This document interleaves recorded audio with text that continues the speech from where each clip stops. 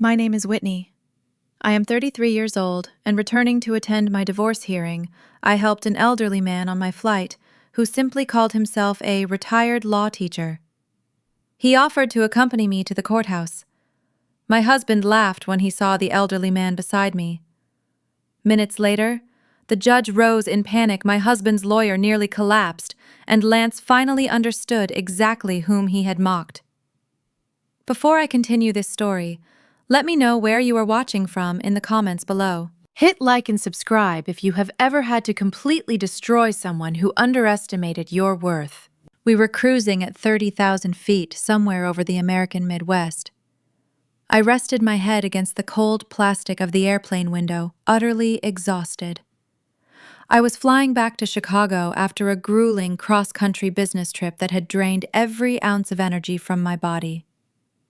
The steady hum of the jet engines usually lulled me to sleep, but my mind was racing too fast. I reached into my bag and pulled out my laptop, deciding to connect to the in-flight wireless internet to clear out some emails before we landed. The moment my phone synchronized with the network, a notification chimed in my headset. It was a text message from my husband, Lance. We had been separated for exactly 3 weeks, right after he abruptly filed for divorce. I opened the message, expecting another argument about logistics. Instead, the words on the screen felt like a physical blow to my chest. He wrote, "I sold the summer cabin. The money is in an offshore account you cannot touch. Sign the $10,000 settlement at the mediation tomorrow, or my lawyers will make sure you leave this marriage with nothing. Do not bother fighting." I stared at the glowing screen as the cruelty of his message washed over me. The summer cabin had been our sanctuary, the only place where I felt truly at peace. He had liquidated it without my consent and hid the funds. $10,000 was a microscopic fraction of what we had built together, a deliberate insult meant to break my spirit. He expected me to cry and beg. He expected me to crumble right there in seat 14B. But Lance fundamentally misunderstood the woman he had married. I did not break down in tears. I closed my text messages and coldly opened my financial software. I am a top-tier corporate forensic auditor.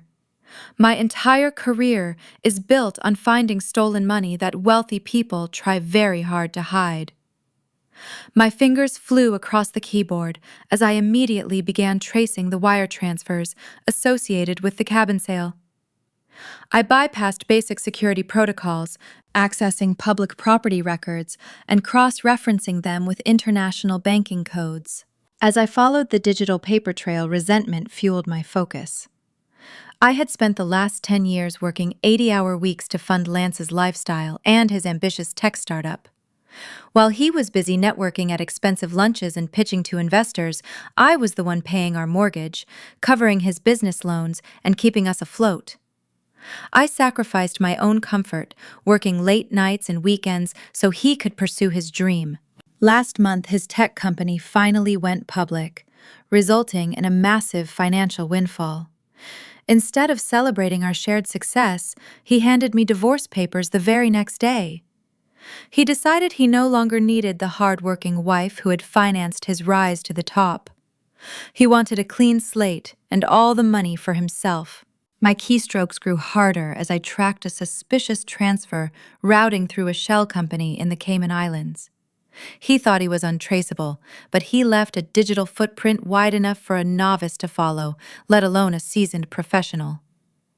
I muttered my frustrations under my breath, mapping out his financial crimes in a secure spreadsheet. He was going to learn the hard way that you do not pick a financial fight with a forensic auditor. My intense concentration was abruptly broken by a sudden commotion to my right. The elderly man sitting next to me, who had been quietly reading a novel since takeoff, suddenly gasped. His hands began to shake uncontrollably, and his face turned an alarming shade of pale. He slumped forward, his heavy leather briefcase slipping from his lap and crashing to the floor. Hundreds of complex legal briefs and financial documents scattered across the narrow aisle. A few passengers glanced over with mild annoyance, but no one moved to help. I immediately slammed my laptop shut and sprang into action. "Are you all right?" I asked, leaning closer to him. He could barely speak, his skin cold and clammy. I recognized the symptoms of a hypoglycemic attack instantly. I pressed the flight attendant call button and flagged down a passing crew member. "He needs orange juice, right now," I instructed firmly. "Please hurry." The flight attendant rushed back with a cup of juice. I gently guided the cup to the elderly man's lips, encouraging him to take slow sips. Within a few minutes, the sugar began to take effect. The color slowly returned to his cheeks, and his trembling subsided. He let out a long, shaky breath and leaned back against the headrest. "Thank you," he whispered, his voice fragile but recovering. "I thought I had managed my blood sugar properly this morning." "I am just glad you are feeling better," I replied with a reassuring smile. "Please just rest for a moment while I take care of this mess." I unbuckled my seatbelt and knelt in the cramped aisle, gathering the avalanche of paperwork that had spilled from his briefcase. The documents were dense, filled with complex corporate tax jargon and intricate financial tables. As I began stacking the papers back into neat piles, my trained eye automatically scanned the columns of numbers. I could not help it. Auditing was practically wired into my DNA. While organizing a particularly thick quarterly tax assessment, my gaze caught a glaring mathematical error buried deep within a liability column. It was a subtle miscalculation regarding capital depreciation, but the cascading effect on the bottom line was massive. I carefully placed the stack of documents on his tray table. "Excuse me for prying," I said, gently tapping the specific page with my index finger. "But whoever prepared this corporate tax document made a significant error right here. They miscalculated the asset depreciation rate by a fraction of a percent. Over the course of the fiscal year, this oversight will cost the company roughly $4 million in unnecessary tax liabilities." The elderly man looked at the document, then looked up at me, his eyes sharpening with sudden, intense clarity. The fragility of his medical episode vanished entirely, replaced by a razor-sharp intellect. He pulled a pair of reading glasses from his breast pocket and studied the numbers I had pointed out. A slow, appreciative smile spread across his weathered face. "Well, I will be," he murmured, his tone filled with genuine respect. "You are absolutely right. I have had 3 senior partners review this file, and not a single one of them caught that discrepancy. You just saved me from a very embarrassing and costly multi-million-dollar oversight." I smiled warmly, glad I could help him in more ways than one. "It is what I do for a living," I explained, returning to my seat. "I am a forensic auditor. Numbers are much easier for me to read than people." He extended a steady hand toward me. "My name is Harrison. I am just a retired law teacher heading into the city to visit some old students." I shook his hand, feeling an unexpected sense of comfort in his calm, authoritative presence. "I am Whitney," I replied. "It is very nice to meet you, Harrison." The captain's voice echoed through the cabin, announcing our initial descent into Chicago. I began packing my laptop away, bracing myself for the miserable reality waiting for me on the ground. Just as the landing gear locked into place, my phone buzzed with another notification. This time it was a picture message from Brittany. Brittany was Lance's 23-year-old mistress, the woman he had abandoned our 10-year marriage for. I opened the message, my blood turning to absolute ice. The photograph showed Brittany's manicured hand resting on the steering wheel of a luxury car. But it was not the car that caught my immediate attention. Shining brightly on her ring finger was my late mother's heirloom diamond ring. The ring had gone missing from my jewelry box 3 days ago, and Lance had sworn he knew nothing about it. Below the devastating image was a caption that made my stomach churn with disgust. "Lance says this ring looks better on me. See you at the baggage claim, loser." Tires hit the tarmac, jolting me back into reality. I stared at the photograph of my late mother's ring on Brittany's hand. My mother had worn that ring every day. She had pressed it into my palm before she passed away, calling it a symbol of resilience. Lance knew what that ring meant to me. He had stolen a piece of my history. But the tears he expected did not come. Instead, an icy calm settled over my mind.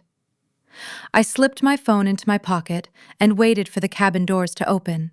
I thanked Harrison for his company. He gave a polite nod, adjusting his grip on his cane. I walked down the jet bridge with singular focus. My exhaustion evaporated, replaced by burning clarity. I followed the signs toward baggage claim, my flats clicking against the floor. I was walking onto a battlefield. The baggage claim area was crowded with tired travelers huddled around metal carousels. Brittany stood near the luggage belt, vibrating with anticipation. She wore a designer trench coat that I had paid for last Christmas. Lance claimed he needed funds for a corporate gift, but clearly the gift was for his mistress. Her blonde hair cascaded over her shoulders, and she held a manila envelope in her hands like it was a grand prize trophy. She spotted me approaching, and a smile stretched across her face. "Whitney!" she called out loudly. Her voice echoed over the mechanical hum, drawing the attention of several people nearby. She marched right up to me, making sure her voice carried to the onlookers. "I brought your divorce papers. Lance wanted to make sure you received them the very second you landed." She shoved the manila envelope against my chest. I did not lift my arms to take it, simply letting the packet drop heavily to the floor. Brittany scoffed, shaking her head as she looked me up and down with pity. "Honestly, Lance told me you let yourself go, but looking at you now, I completely understand why he left. You look like a tired office worker who buys clothes at a discount store. It is sad, really. But do not worry. If you sign those papers today," Lance said he might throw in a few extra $100 so you can buy something decent to wear to court. A woman nearby shot me a look of sympathy, while a businessman shook his head in disgust at Brittany's display. I did not flinch. I stepped closer to her, closing the distance between us, until she was forced to look directly into my eyes. I kept my voice quiet, completely composed, and utterly lethal. "You can tell my husband that I will not be signing his insulting settlement offer," I said calmly. "And while you are passing along messages, you might want to ask him for the receipt for that diamond ring you are currently wearing." Brittany lifted her hand, showing off the sparkling heirloom with a grin. "He did not buy it. It is a family piece. He said I deserve it because I am actually going to give him children." I smiled a tight, humorless expression that caused her grin to falter slightly. "Yes, it is a family piece," I agreed softly. "It belonged to my late mother. And I filed a police report for a stolen heirloom diamond ring exactly 3 days ago." Brittany's face drained of color. Her hand dropped to her side as if the ring had suddenly caught fire. The arrogant posture she had carried vanished, replaced by panic. I leaned in just a fraction closer, letting my words sink in. "I am sure you are aware that receiving stolen property is a serious crime," I continued in the same conversational tone. "But bringing stolen property across state lines elevates it to a federal offense. I am fairly certain the penalty involves significant prison time. Enjoy the ring, Brittany." She took a stumbling step backward, her hand instinctively covering the diamond on her finger. She looked around frantically, as if expecting federal agents to step out from behind the baggage carousel and arrest her. Before she could stammer out a defense, a massive shadow fell over us. Lance's private driver, a towering man named Greg, who had always intimidated me during our marriage, stepped aggressively into my personal space. He loomed over me, crossing his arms over his chest. "You need to back off right now, lady," Greg growled, using his sheer physical size to try and force me to retreat. "You are upsetting her, and Mr. Lance told me to make sure you do not cause any trouble today." I stood my ground, my heart racing, but my expression neutral.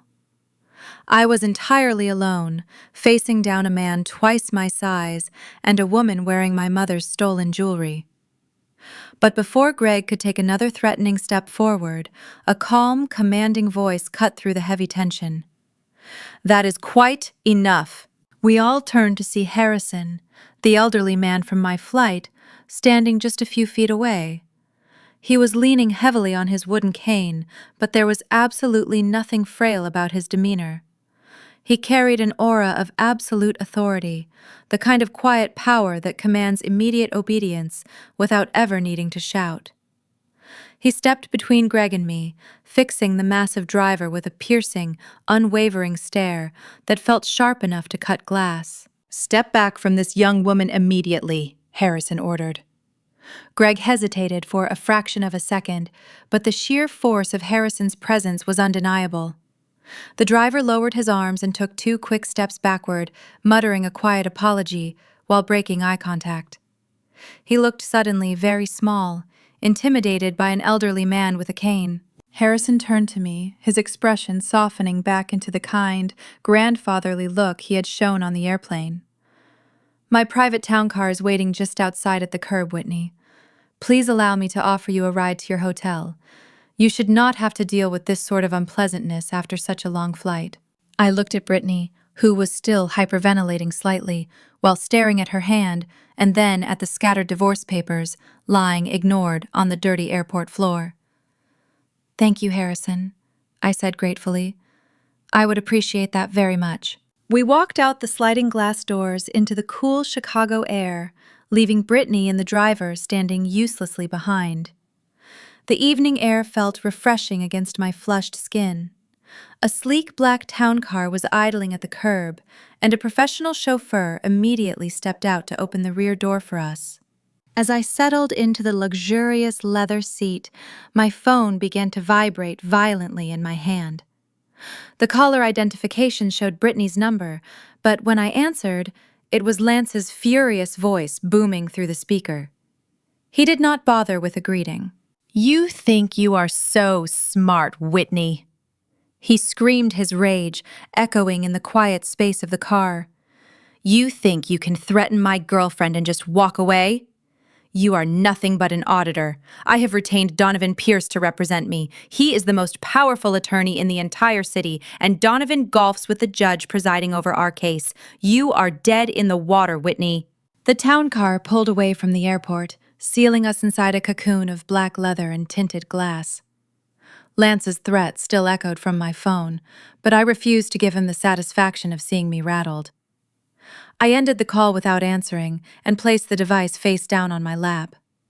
Harrison watched me for a moment, his hands resting on the silver handle of his cane.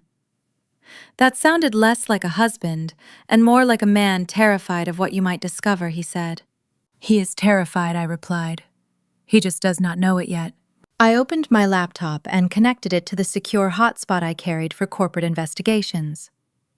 The screen filled with the encrypted spreadsheet I had been building for months. I had started the file after noticing small inconsistencies in our joint tax returns' unexplained transfers that Lance dismissed as startup expenses. At the time, I told myself I was being suspicious.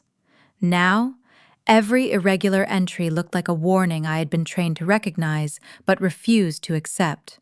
Harrison leaned closer as I enlarged the first page. "What exactly are we looking at?" "A shadow ledger," I explained.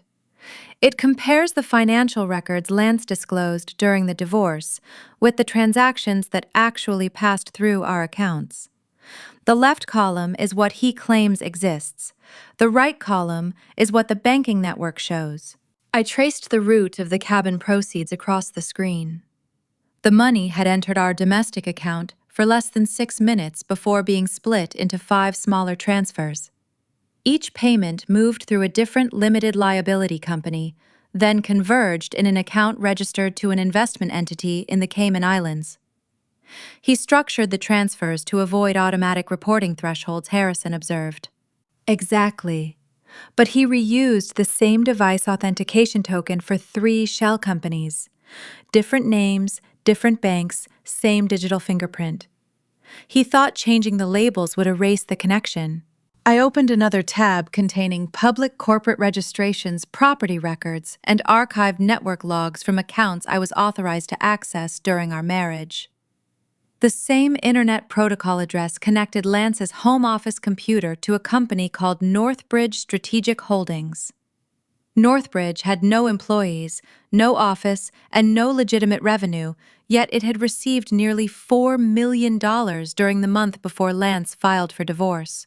Harrison's expression sharpened. Where did the money originate? That is the part I could not explain until tonight. I entered a series of search filters and compared the deposits against Preston Technologies' Public Securities and Exchange Commission filings. The numbers aligned too closely to be a coincidence.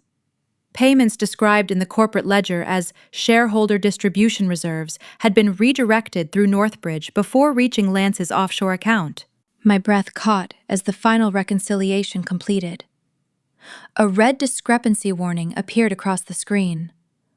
$2.5 million, I whispered. He siphoned it from the shareholder dividend account? Harrison studied the transaction chain. His calm made it easier for me to keep thinking instead of reacting.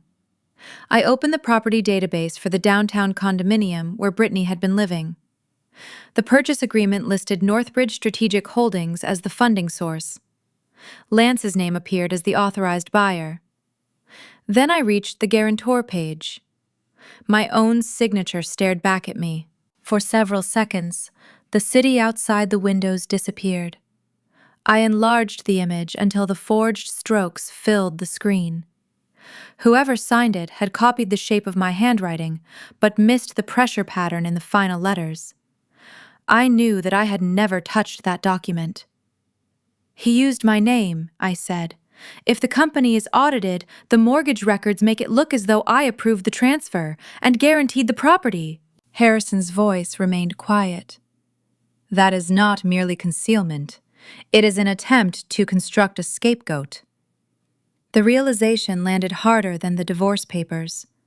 Lance had not planned to discard me. He had designed a financial trail that placed me at the center of his fraud. If regulators discovered the missing shareholder funds, he could claim his forensic auditor wife had engineered the scheme without his knowledge. I copied the document into a protected evidence folder and generated a digital checksum to preserve its authenticity. My hands were steady, but anger burned beneath my ribs. He was going to let me take the fall, I said. 10 years of financing his company, and his final use for me was as insurance against prison.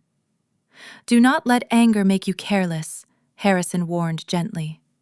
Facts are most powerful when they arrive in the correct order. He asked me to show him every source supporting it. I walked him through the cabin sale domestic transfers, shell registrations offshore, routing numbers, condominium deed, forged guarantor page, and corporate filings identifying the stolen funds. He listened like someone accustomed to finding a fatal weakness in mountains of paper. When I finished, he pointed to the transfers crossing state and national borders. This pattern reaches beyond family law. Concealed marital assets are serious, but forged bank documents and interstate electronic transfers create federal exposure. There is an obscure provision governing active financial fraud discovered in jointly accessible records. Donovan may try to argue that your evidence came from a protected commercial workspace. You need to preserve where each document came from and distinguish public records from files available through marital systems. I created a new column labeled Chain of Custody. Harrison dictated a precise structure: primary source, date acquired, method of access, authentication reference, related transaction. I entered each category. Print everything, he continued. Do not arrive with loose paper. Build a master binder with an index, numbered exhibits, and tabs for concealed marital assets, corporate embezzlement, forgery, and interstate transfers. Put the original source information behind each summary page. A dishonest lawyer can attack an accusation. It is much harder to attack an organized record. You sound like someone who spent more time in courtrooms than classrooms, I said. A smile touched his face. A good law teacher learns from courtrooms. I exported the shadow ledger, the supporting documents, and the checksum report into an encrypted archive. Then I sent Harrison a secure link with read-only access. I would appreciate another review, I told him. I will review it tonight, he replied. If your husband's attorney is as arrogant as he sounded, he will reveal his strategy before he realizes you have already defeated it. The town car turned into the downtown financial district. Glass towers rose around us, reflecting orange evening light. I looked at the forged signature on my screen. Lance believed freezing my accounts and hiring a connected lawyer would force me to surrender. He had no idea that his own records had already begun testifying against him. The driver stopped beneath the awning of my hotel. Harrison gave me one final instruction before I closed the laptop. Do not confront Lance with every fact at once. Let him believe he still controls the room. Arrogant men often confess when they think the truth cannot hurt them. I nodded and stepped onto the sidewalk with my suitcase and briefcase. The cold air sharpened my senses. I thanked Harrison and watched the town car disappear into traffic. For the first time, fear belonged at last to Lance, not to me. I walked through the revolving doors toward the marble reception desk, carrying evidence capable of dismantling my husband's empire. I stood at the polished marble counter of the downtown hotel lobby, staring at the electronic payment terminal. The screen flashed a bright red error message, indicating that my credit card had been declined. The front desk clerk, a young woman with a brass name tag that read Michelle, offered a sympathetic but uncomfortable smile. She tapped a few keys on her computer and gently informed me that the bank had placed a hard freeze on the joint account. Lance had moved faster than I anticipated. He had systematically shut down every financial lifeline we shared, effectively leaving me stranded in an upscale lobby with my luggage at my feet and absolutely nowhere to go. The humiliation he intended for me was clear. He wanted me to panic. He wanted me to call him in tears, begging for access to my own money so I could afford a place to sleep. I could see the pity swimming in Michelle's eyes as she watched me process the situation. That look of pity did not break me. Instead, it fueled a burning, white-hot resolve deep in my chest. I reached into my wallet and bypassed my personal cards, my fingers closing around the cold plastic of my corporate expense account card. Using it for a personal hotel room was a massive, unprecedented professional risk. If my auditing firm found out, it could jeopardize my employment. But survival required calculated risks, and destroying Lance's smug superiority was now my only priority. I handed the corporate card to Michelle. She processed the payment, and this time, the terminal chimed with a successful approval. She handed me my room keys with a quiet wish for a better evening. I took the elevator up to the 14th floor, dragging my suitcase down the quiet, carpeted hallway. When I unlocked the door to my room, the heavy silence of the space wrapped around me. I did not bother turning on the television or unpacking my travel clothes. I walked straight to the large mahogany desk in the corner, plugged in my laptop, and connected my portable travel printer. The digital clock on the bedside table read 5 in the evening. I had exactly 14 hours until the mandatory pretrial mediation at Donovan Pierce's law firm. 14 hours to dismantle the financial fortress my husband thought was impenetrable. I reopened the encrypted archive Harrison and I had organized in the town car. This time, I was not searching for the shape of the crime. I already knew exactly what Lance had done. My task now was to make every conclusion independently verifiable. I created a numbered exhibit list and separated the evidence into 4 sections: concealed marital assets, corporate embezzlement, forged documents, and interstate wire transfers. For each transaction, I attached the original source record, the date I obtained it, the lawful method of access, and the authentication data needed to establish a clean chain of custody. Public property filings went behind the condominium summary. Securities and Exchange Commission reports went behind the shareholder account analysis. The digital checksum for the forged guarantor agreement went beside enlarged comparisons of my authentic signature. I removed every unsupported assumption and replaced it with a documented date or a traceable routing number. I also prepared an executive summary identifying the amount stolen, the dates of each transfer, the accounts involved, and the false statements Lance had already submitted in his sworn financial affidavit. The summary cited the supporting exhibit beside every allegation, preventing Donovan from dismissing it as emotional speculation. Then, I downloaded certified copies of the cabin sale record and the corporate filings from their official databases. Those records did not depend on anything taken from Lance's home office. Even if Donovan attacked one source, 3 independent sources would still prove the same transfer. I printed 2 complete sets, one for the court and one to preserve outside my possession. At Harrison's suggestion, I added a 1-page map showing the movement of the stolen money. The diagram began with Preston Technologies' shareholder dividend reserve moved through Northbridge Strategic Holdings, split across domestic intermediary accounts, and ended in the Cayman Islands and Brittany's condominium. Anyone could understand the fraud within 30 seconds of looking at it. Before printing the final index, I uploaded the completed archive to the secure, read-only link I had shared with Harrison. I sent him a brief message confirming that every exhibit now carried a source reference and authentication note. That way, if my laptop disappeared or Lance tried to seize the binder, another protected copy would survive. The portable printer worked without pause, feeding page after page into the growing stacks across the bed. I punched holes, added numbered dividers, and checked every total twice. This was no longer a private spreadsheet created by an angry wife. It was a professional evidentiary record capable of surviving hostile scrutiny. The hours bled into one another.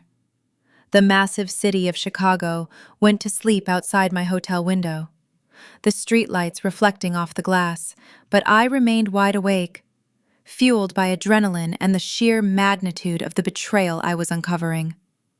I drank 3 cups of black coffee from the hotel room maker, my eyes burning from staring at the glowing screen. Every new document I printed was another nail in my husband's coffin. I found receipts for expensive designer clothing, luxury vacations I was never invited on, and insurance correspondence proving that Lance had recently photographed and valued my mother's heirloom ring before it disappeared.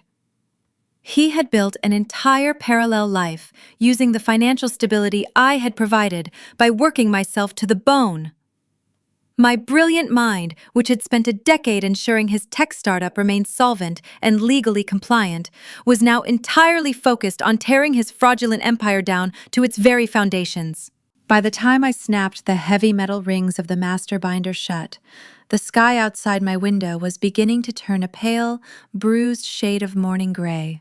At exactly 7 o'clock in the morning, my phone vibrated loudly against the wooden desk.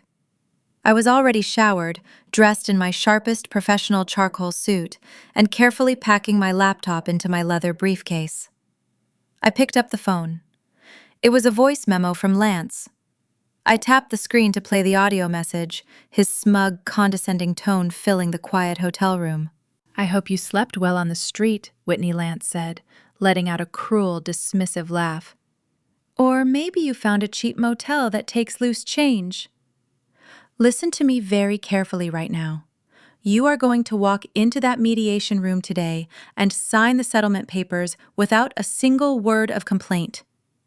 If you do exactly as you are told, I might give you enough cash to rent a moving truck so you can get the rest of your cheap clothes out of my house. Do not test me today. I listened to the message twice, feeling absolutely nothing but cold, calculated resolve. He truly believed he had broken me. He believed his stolen money, his powerful lawyer, and his increasingly cruel tactics had successfully forced me into complete submission. I opened a new text message thread and typed my response with steady, unwavering fingers. "I balance books for a living, Lance. Yours are bleeding red. I hit send, grabbed the heavy color-coded master binder from the desk, and walked out the door, fully prepared for war. Walking through the steel double doors of Donovan Pierce's downtown law firm felt like stepping into a lion's den. The receptionist simply pointed a rigid finger toward a hallway lined with frosted glass walls. I carried my master binder tightly against my chest, feeling the satisfying weight of the evidence inside it. I was directed into a corner conference room. In the center sat a mahogany table that looked more like an execution block than a place for fair mediation. Lance was already sitting there, leaning back in a plush leather chair. He wore a custom-tailored suit that I had personally paid for last spring. Next to him sat his attorney, Donovan Pierce. Donovan was a shark of a man, with slicked back hair and a predatory smile. They both exuded arrogant confidence as I walked through the door. "You actually showed up," Donovan said, sounding amused as I took the empty seat across from them. I placed my briefcase on the floor, but kept the heavy binder resting on my lap, out of their line of sight. "I told you I would be here," I replied, keeping my voice perfectly even. Lance let out a mocking laugh. He uncrossed his legs and leaned forward, resting his elbows heavily on the polished wood. "I got your text message this morning, Whitney. You always did have a flair for the dramatic. But we are not here to play your silly games today.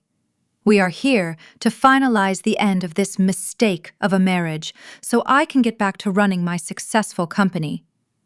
Donovan reached into his sleek leather briefcase and pulled out a thin stack of freshly printed legal documents. He slid the papers across the smooth surface of the mahogany table with a quick flick of his wrist, stopping them exactly in front of me. Sitting right on top of the stack was a check made out to my name for exactly $10,000. "This is the final settlement agreement," Donovan stated, his voice dripping with condescension. "My client is offering you a generous $10,000 to walk away quietly without making a scene. It is more than enough to cover a deposit on a modest apartment and buy yourself some new clothes for job interviews." I looked down at the insulting check and then back up at the high-powered attorney.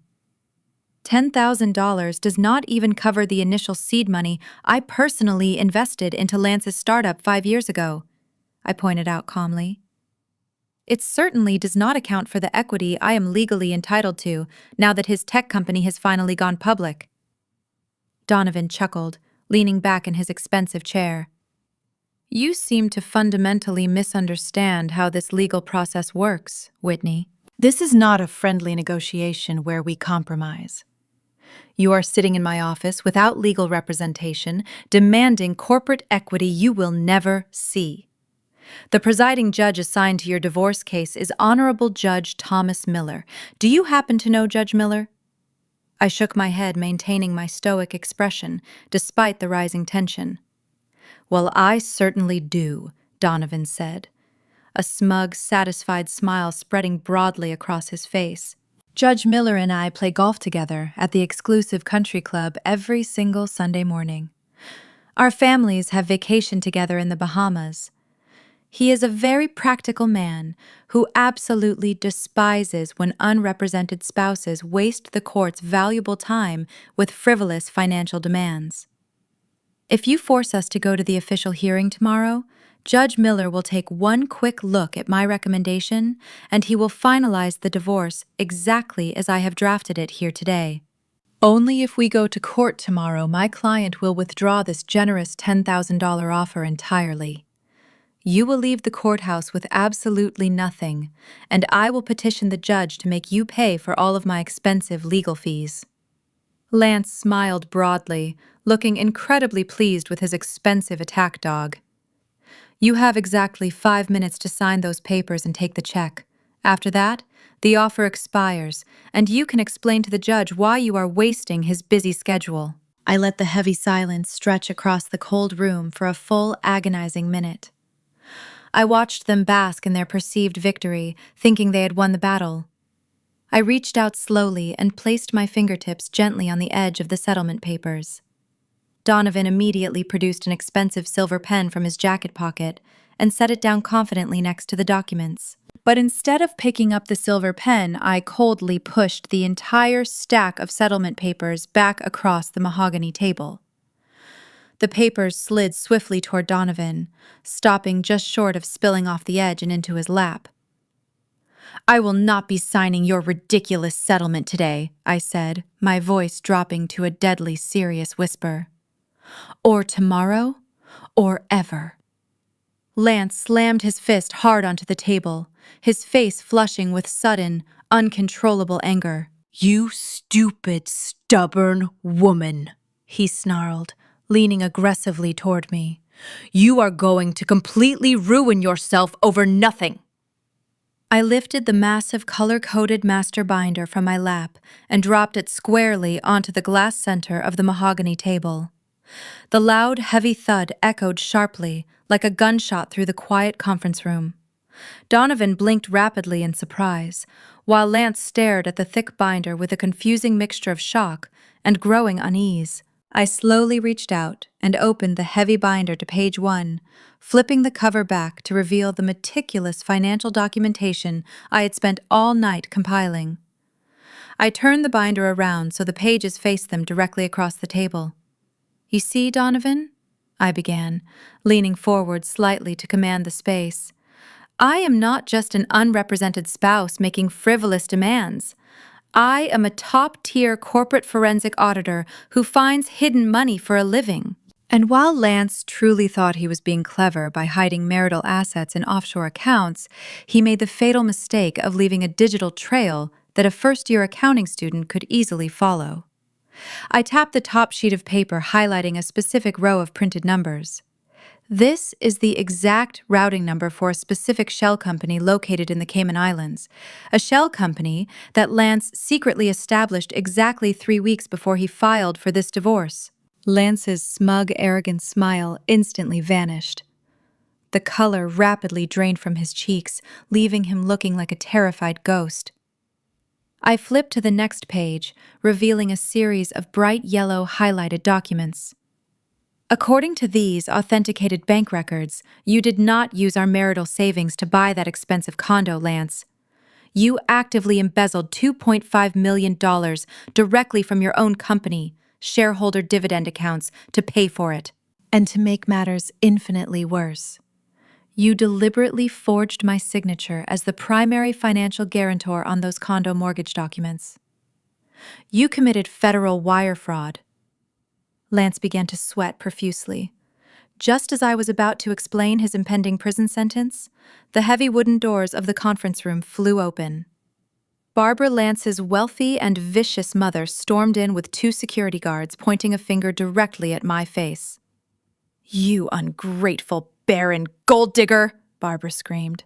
"You sign those papers right now, or I am making a phone call to your chief executive officer." Her voice was shrill and piercing, echoing off the frosted glass walls of the conference room. Barbara marched forward, her expensive designer heels clicking sharply against the hardwood floor. She stopped just inches from my chair, glaring down at me with absolute contempt. She was a woman who had spent her entire life using her inherited wealth as a weapon to control everyone around her, and she clearly viewed me as nothing more than an obstacle in her son's path to greatness. "You really thought you could come in here and blackmail my son?" she spat, her face turning a mottled shade of crimson. "You think this little scrapbook of yours means anything to us? You are nothing, Whitney. You have always been nothing. 10 years of marriage and you could not even give him a single child. You are barren and useless, so do not you dare sit there and act surprised that Lance had to look elsewhere to find a real woman. He needed someone who could actually build a family and give me a grandchild. You drove him into Brittany's arms because you were too busy playing corporate accountant to be a proper wife." The sheer cruelty of her words hung heavily in the cold air of the room. She knew exactly how painful our struggles with infertility had been. She knew about the invasive treatments, the heartbreaking negative tests, and the tears I had shed in private. Using that pain as a weapon to justify her son's infidelity was a level of viciousness that temporarily stole the breath from my lungs. But I refused to let her see me bleed. I kept my posture perfectly straight, staring back at her, without a single ounce of submission. When she saw that her personal attacks were not making me crumble, Barbara pulled her sleek silver smartphone from her designer handbag and held it up like a loaded weapon. "If you do not pick up that silver pen and sign those settlement papers right this very second, I am calling the managing partner at your auditing firm," she threatened, her thumb hovering menacingly over the screen. "I will tell him that you used your corporate access to illegally steal sensitive client data. I will tell him you are conducting unauthorized financial espionage on innocent companies to settle a personal vendetta. Do you know what happens to a corporate forensic auditor when a prominent socialite accuses them of data theft? Your firm will fire you before lunch. The state board will permanently revoke your professional license. You will never work in the financial sector again. You will be entirely destitute." Lance smiled, leaning back in his leather chair as he watched his mother do his dirty work. He looked incredibly satisfied, perfectly content to hide behind her wealth and social influence. But as Barbara stood there, panting with self-righteous fury, Donovan Pierce held up a perfectly manicured hand. "Now, Barbara, let us not get ahead of ourselves," the high-powered attorney said, his voice smooth and dangerously calm. "There is absolutely no need to bother the state licensing board today. Please sit down." Barbara huffed, but slowly lowered her phone, taking the empty chair next to Lance. She crossed her arms tightly, glaring at me like I was an insect that needed to be crushed. Donovan adjusted his suit jacket and leaned over the mahogany table, resting his forearms near my master binder. He looked at the meticulously organized pages of financial evidence, and then he let out a soft, chilling chuckle. "I have to admit, Whitney, you did an impressive amount of homework," Donovan said, shaking his head with mock admiration. "The routing numbers, the offshore shell companies, the shareholder dividend tracing, it is all very thorough. If we were sitting in a federal regulatory hearing right now, my client might actually have a slight problem. But we are not in a federal hearing. We are sitting in a family law mediation, and tomorrow morning we will be standing in a state divorce court." He reached out and casually flipped the cover of my binder shut, covering the damning evidence with a heavy slap of cardboard.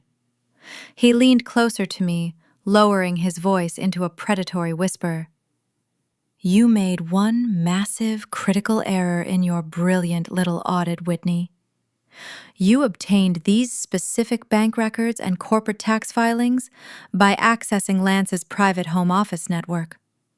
You searched through his personal computer files and his physical desk drawers to compile this data.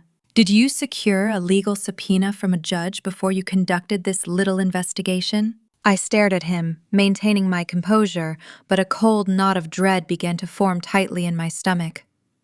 "I did not need a subpoena," I replied evenly. "Those documents were located inside our marital home. We share that property."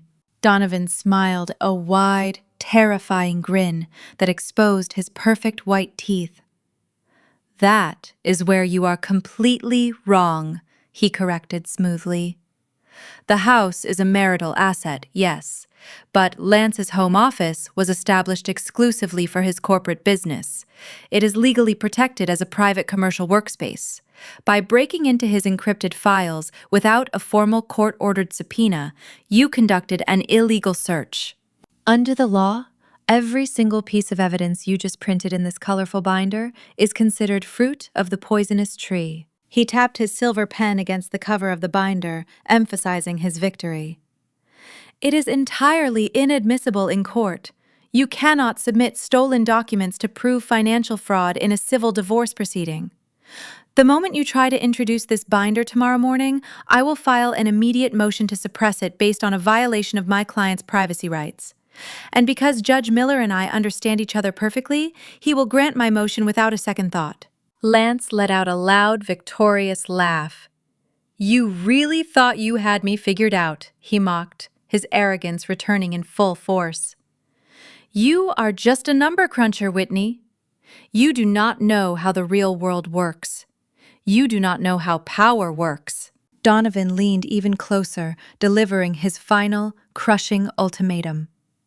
Tomorrow morning, the judge will throw your little binder in the trash, and I will hit you with a defamation suit that will leave you in debt for the rest of your natural life. I will personally ensure that you pay every single penny of my legal fees.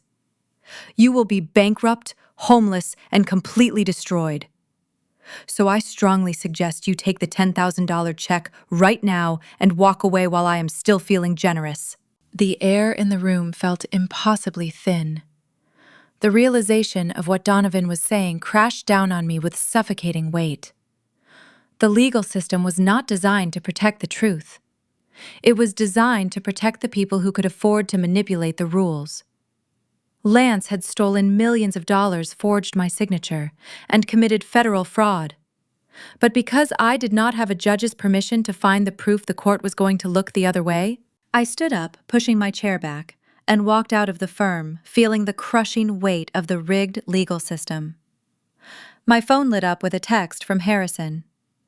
I reviewed the digital copies you sent me. Meet me at the courthouse cafe at 7 tomorrow morning.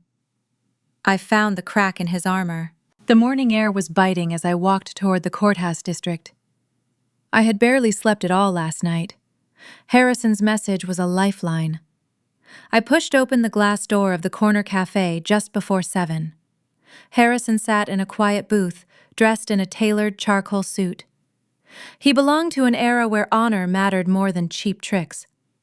He slid a cup of tea toward me as I explained everything from yesterday.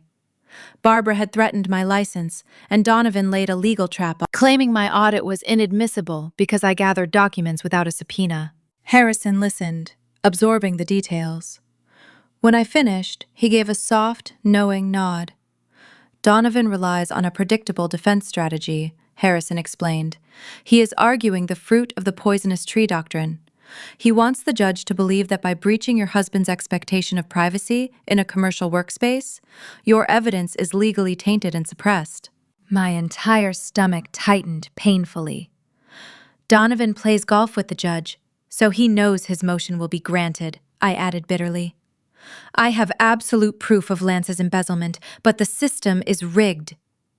Harrison smiled. A rigged system only works when players follow corrupt rules, Harrison said. Donovan's perspective is confined to state-level family law. He plays checkers, Whitney. We are playing federal chess. Harrison reached inside his suit jacket and pulled out a single piece of paper. He pushed it across the table. It was a legal brief, highlighting a precedent-setting ruling from a federal appellate court. Read the highlighted section Harrison instructed. I scanned the dense legal text. According to the federal ruling, the expectation of marital privacy in a home office is completely nullified when the space is actively used to commit federal tax evasion and wire fraud against corporate shareholders. Because Lance used those specific files to illegally siphon dividend funds across state lines to purchase real estate, the space lost all civil privacy protections. My discovery was not an illegal search, but the exposure of an active federal crime. This obliterates Donovan's entire defense strategy, I realized. It is the perfect silver bullet. Exactly, Harrison confirmed. When Donovan stands up today and pompously moves to dismiss your evidence based on a privacy violation, you will let him finish his entire speech. Let him put his arrogant argument on the official court record. Then, you will present this federal precedent. It legally forces the judge to admit your entire binder into evidence. If the judge refuses and attempts to favor Donovan, he will be committing a verifiable ethics violation on the record, something no judge will risk when faced with federal precedent. I felt a massive surge of adrenaline rush through my veins. The crushing weight that had been suffocating me lifted entirely. I folded the precious document and tucked it safely inside my briefcase next to my master binder. I had the weapon I needed. I just had to wait for the perfect moment to pull the trigger. As we finished our drinks and prepared to leave the cafe, My phone vibrated in my pocket. I pulled it out to check the screen. It was a notification from a social media application. I had blocked Lance and Brittany on everything, but my best friend, Vanessa, had sent me a screen recording of a live video Brittany was currently broadcasting. I tapped the video to play it, keeping the volume low. Brittany was standing in the middle of a brightly lit, high-end luxury car dealership. She was twirling around, pointing the camera at a gleaming, brand-new white Porsche sitting on the showroom floor. Lance was standing in the background, talking to a salesman and signing a stack of dealership paperwork. "Can you guys even believe this?" Brittany squealed to her audience, her voice dripping with extreme entitlement. "Lance is buying me my dream car today. He told me he has all this newly freed up cash, just sitting around, waiting to be spent now that he is finally getting rid of his useless, dead weight of a wife. I am so blessed." She held her hand up to the camera, deliberately flashing my late mother's stolen heirloom diamond ring for all her viewers to see. I stared at the video, feeling a cold, dark wave of absolute disgust wash over me. The massive, newly freed up cash Lance was using to buy his mistress a luxury sports car was the exact same money he had illegally embezzled from his corporate shareholders. He was standing in a dealership, spending stolen funds on camera mere minutes before he was scheduled to appear in a courtroom and swear under penalty of perjury that he was virtually broke. I turned the screen around and showed the live video to Harrison. He watched the broadcast for a few seconds, his expression hardening into a look of profound distaste. "The arrogance of modern criminals is truly astounding," Harrison noted quietly. "They document their own downfall for the entire world to see." "Save that video, Whitney. We will make sure the judge gets a very clear look at how your husband chooses to spend his mornings." I saved the live recording to my secure drive, sliding my phone back into my pocket. I grabbed my briefcase, and Harrison took his wooden cane. We walked out of the cafe together, stepping into the crisp morning air. The imposing structure of the county courthouse loomed just a block away. Its tall stone pillars and wide concrete steps were designed to make people feel small and intimidated. But as I walked toward the building, I felt taller than I had in years. I was walking into battle with an absolute master of the law by my side, and I was armed with the truth. We approached the heavy mahogany double doors of the designated family court hallway. The corridor was wide and echoing, lined with wooden benches and nervous couples waiting for their hearings. But my attention was immediately drawn to a loud, obnoxious burst of laughter echoing from down the hall. Lance, Brittany, Barbara, and Donovan Pierce were all standing together in a tight circle outside the courtroom doors. They looked like they were attending a cocktail party rather than a serious legal proceeding. Barbara was wearing a ridiculous fur coat, holding a designer handbag, and chuckling at something Donovan had just said. Brittany was leaning against Lance, whispering in his ear and giggling, probably still thrilled about her new car. Lance stood tall, his chest puffed out, radiating the obnoxious confidence of a man who believed the entire world belonged to him. As Harrison and I walked down the corridor, the steady, rhythmic tapping of Harrison's wooden cane against the marble floor drew their attention. Lance turned his head, his eyes locking onto me. He looked at my professional charcoal suit, my sensible shoes, and my tightly gripped leather briefcase. Then his gaze shifted to the elderly man walking slowly beside me. A wide, incredibly cruel smile spread across Lance's face. He let out a loud, barking laugh that echoed down the hallway, making sure everyone waiting nearby could hear him. "What exactly is this?" Whitney Lance shouted, pointing a mocking finger in our direction. "You realized you could not afford a real lawyer to defend you today?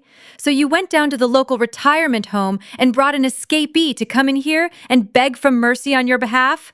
The sheer volume of his cruel laughter bounced off the marble walls, drawing eyes. Brittany giggled, while Barbara let out a sharp snort. Donovan smirked, looking at Harrison with dismissal. They stood there, a pack of wolves convinced they had won before we stepped inside. I did not break my stride. I felt a flash of anger, but, glancing at the elderly man beside me, I saw he was completely unfazed. Harrison simply adjusted his grip on his wooden cane and offered a reassuring smile. It was the patient smile of a hunter watching his prey walk into a trap. We pulled open the doors of courtroom 4. The dark oak walls absorbed light, and the towering bench dominated the room. I walked down the center aisle and took my seat at the petitioner's table, alone. Harrison took a seat in the front row of the public gallery, directly behind the wooden partition separating spectators from the legal proceedings. He rested his hands on his cane, waiting with the stillness of a statue. A moment later, the heavy doors swung open. Lance and his entourage strutted into the courtroom. Brittany and Barbara took seats in the gallery, just feet away from Harrison. Lance and Donovan took their places at the respondents' table, next to mine. Lance leaned back, stretching his legs and projecting untouchable arrogance. He did not even look at me, too busy scrolling through his phone, checking on Brittany's sports car. The bailiff instructed everyone to rise. The Honorable Judge Thomas Miller strode into the courtroom, a stern-looking man with an expression of perpetual annoyance. He took his seat at the elevated bench, signaling we could sit down. I watched the subtle communication pass between him and Donovan. Donovan offered a slight nod, and Judge Miller returned it. The fix was entirely in, and the judge was clearly ready to rubber stamp my ruin. "Let us get this over with," Judge Miller grumbled, looking down at his docket. "We are here for the final settlement hearing between Whitney and Lance. The respondent is represented by Mr. Donovan Pierce." He glanced at my table, his eyes narrowing with disdain. "The petitioner has chosen to represent herself today. That is highly ill-advised, young lady. I expect this to be brief and efficient." Donovan immediately stood up, buttoning his suit jacket. He stepped out from behind his table, exuding the confidence of a man holding the room in his palm. "Thank you, Your Honor," Donovan began, his voice projecting clearly. "We have drafted a comprehensive final settlement agreement, offering the petitioner a lump sum of $10,000 to finalize this dissolution today. However, the petitioner has threatened to introduce a binder of financial evidence that she illegally compiled by breaching my client's protected commercial workspace." "Your Honor, the petitioner conducted an unauthorized search of my client's private home office," Donovan continued, turning sharp. "She stole sensitive corporate documents without a subpoena. Under the fruit of the poisonous tree doctrine, her audit is legally tainted, violating privacy rights. Therefore, I officially move to dismiss all financial claims, permanently suppress her binder, and immediately enforce the settlement." Judge Miller nodded, looking entirely convinced by Donovan's rehearsed speech. He did not ask to see my evidence.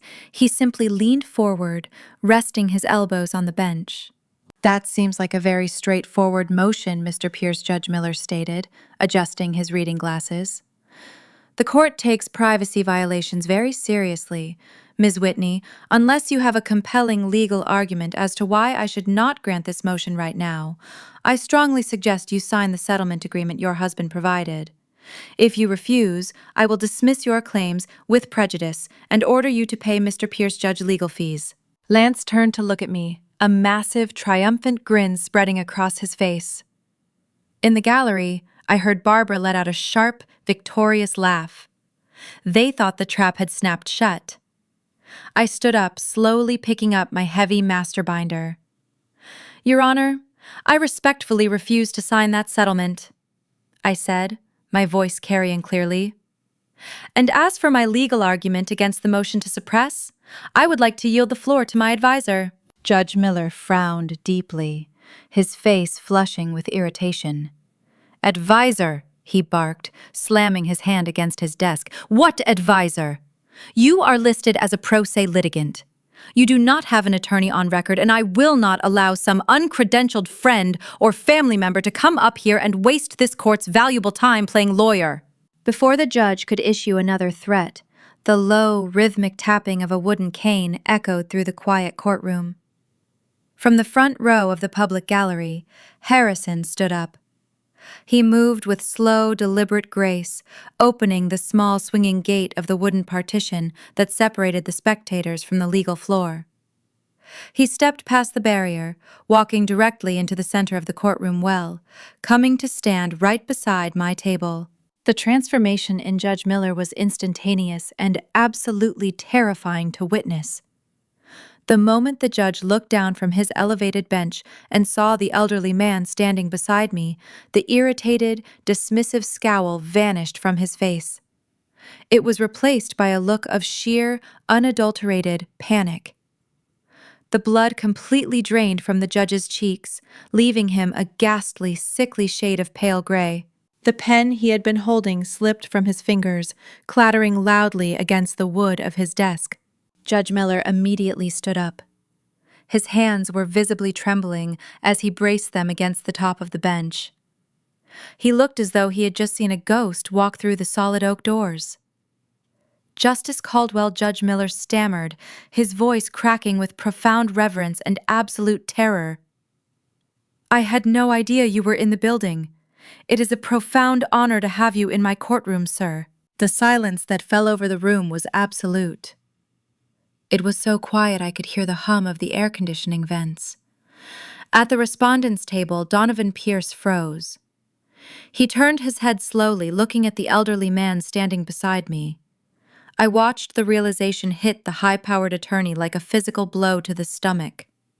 Donovan's knees literally buckled, forcing him to grab the edge of his table just to keep himself standing upright. The arrogant swagger evaporated, leaving a man who looked like he was about to be executed. Lance, utterly confused by his lawyer's sudden physical collapse and the judge's terrified reaction, looked back and forth between them. "What is going on?" Lance hissed quietly at Donovan. "Who is this guy?" Donovan could barely speak, staring at Harrison with terrified eyes. Harrison Caldwell was not just a retired teacher. He was a legendary former federal appellate judge. More importantly, Justice Caldwell was the sitting chairman of the State Bar Ethics and Disciplinary Committee, with absolute power to permanently strip any corrupt judge of their license. He literally wrote the textbook Donovan studied in law school. And now, he was standing directly on the opposing side of the courtroom floor. Donovan knew exactly what this meant. He realized that every single underhanded trick he had pulled, the intimidation tactics, the threat of a defamation suit, and the backroom deals with Judge Miller were about to be systematically dismantled. His entire legal career flashed before his eyes, in total ruin. The suffocating tension in the courtroom was suddenly shattered by Harrison clearing his throat. The sound was incredibly soft, yet it carried the undeniable weight of absolute authority across the heavy silence. He took a measured, deliberate step forward, leaning slightly on his polished wooden cane. "Your Honor, if it pleases the court, I would like to formally request permission to act as legal advisor pro hoc vice for the petitioner, Ms. Whitney, today," Harrison stated. His voice was rich and steady, echoing flawlessly off the dark oak walls. Judge Miller practically tripped over his own dark judicial robes in his frantic haste to accommodate the request. The usually terrifying judge leaned so far forward over the heavy oak bench that he nearly knocked over his microphone stand. "Yes, of course, Justice Caldwell," the judge sputtered out, his voice completely stripped of the arrogant, commanding bark he had wielded just moments ago. "It would be an absolute privilege to grant that request. The court formally recognizes you as the petitioner's advisor without hesitation. Please let the official record reflect this update immediately." The blatant display of obsequious groveling from the bench was almost comical to witness.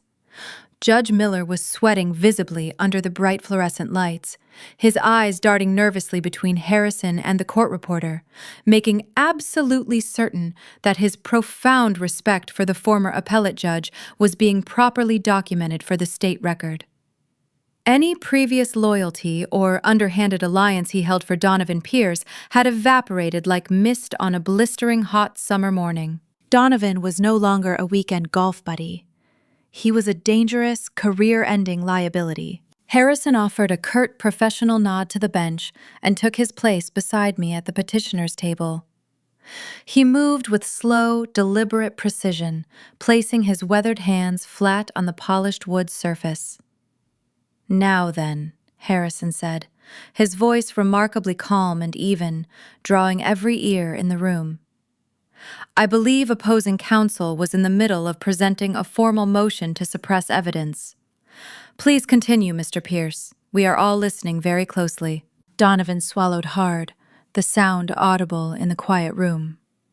The sharp, confident attorney who had threatened to bankrupt me just yesterday was now physically trembling. He wiped a heavy bead of sweat from his forehead with the back of his trembling hand and forced himself to look up at the judge. "Your Honor," Donovan began, his voice completely lacking all of its previous theatrical resonance and predatory bite. "As I was stating, the respondent formally moves to suppress the petitioner's financial audit.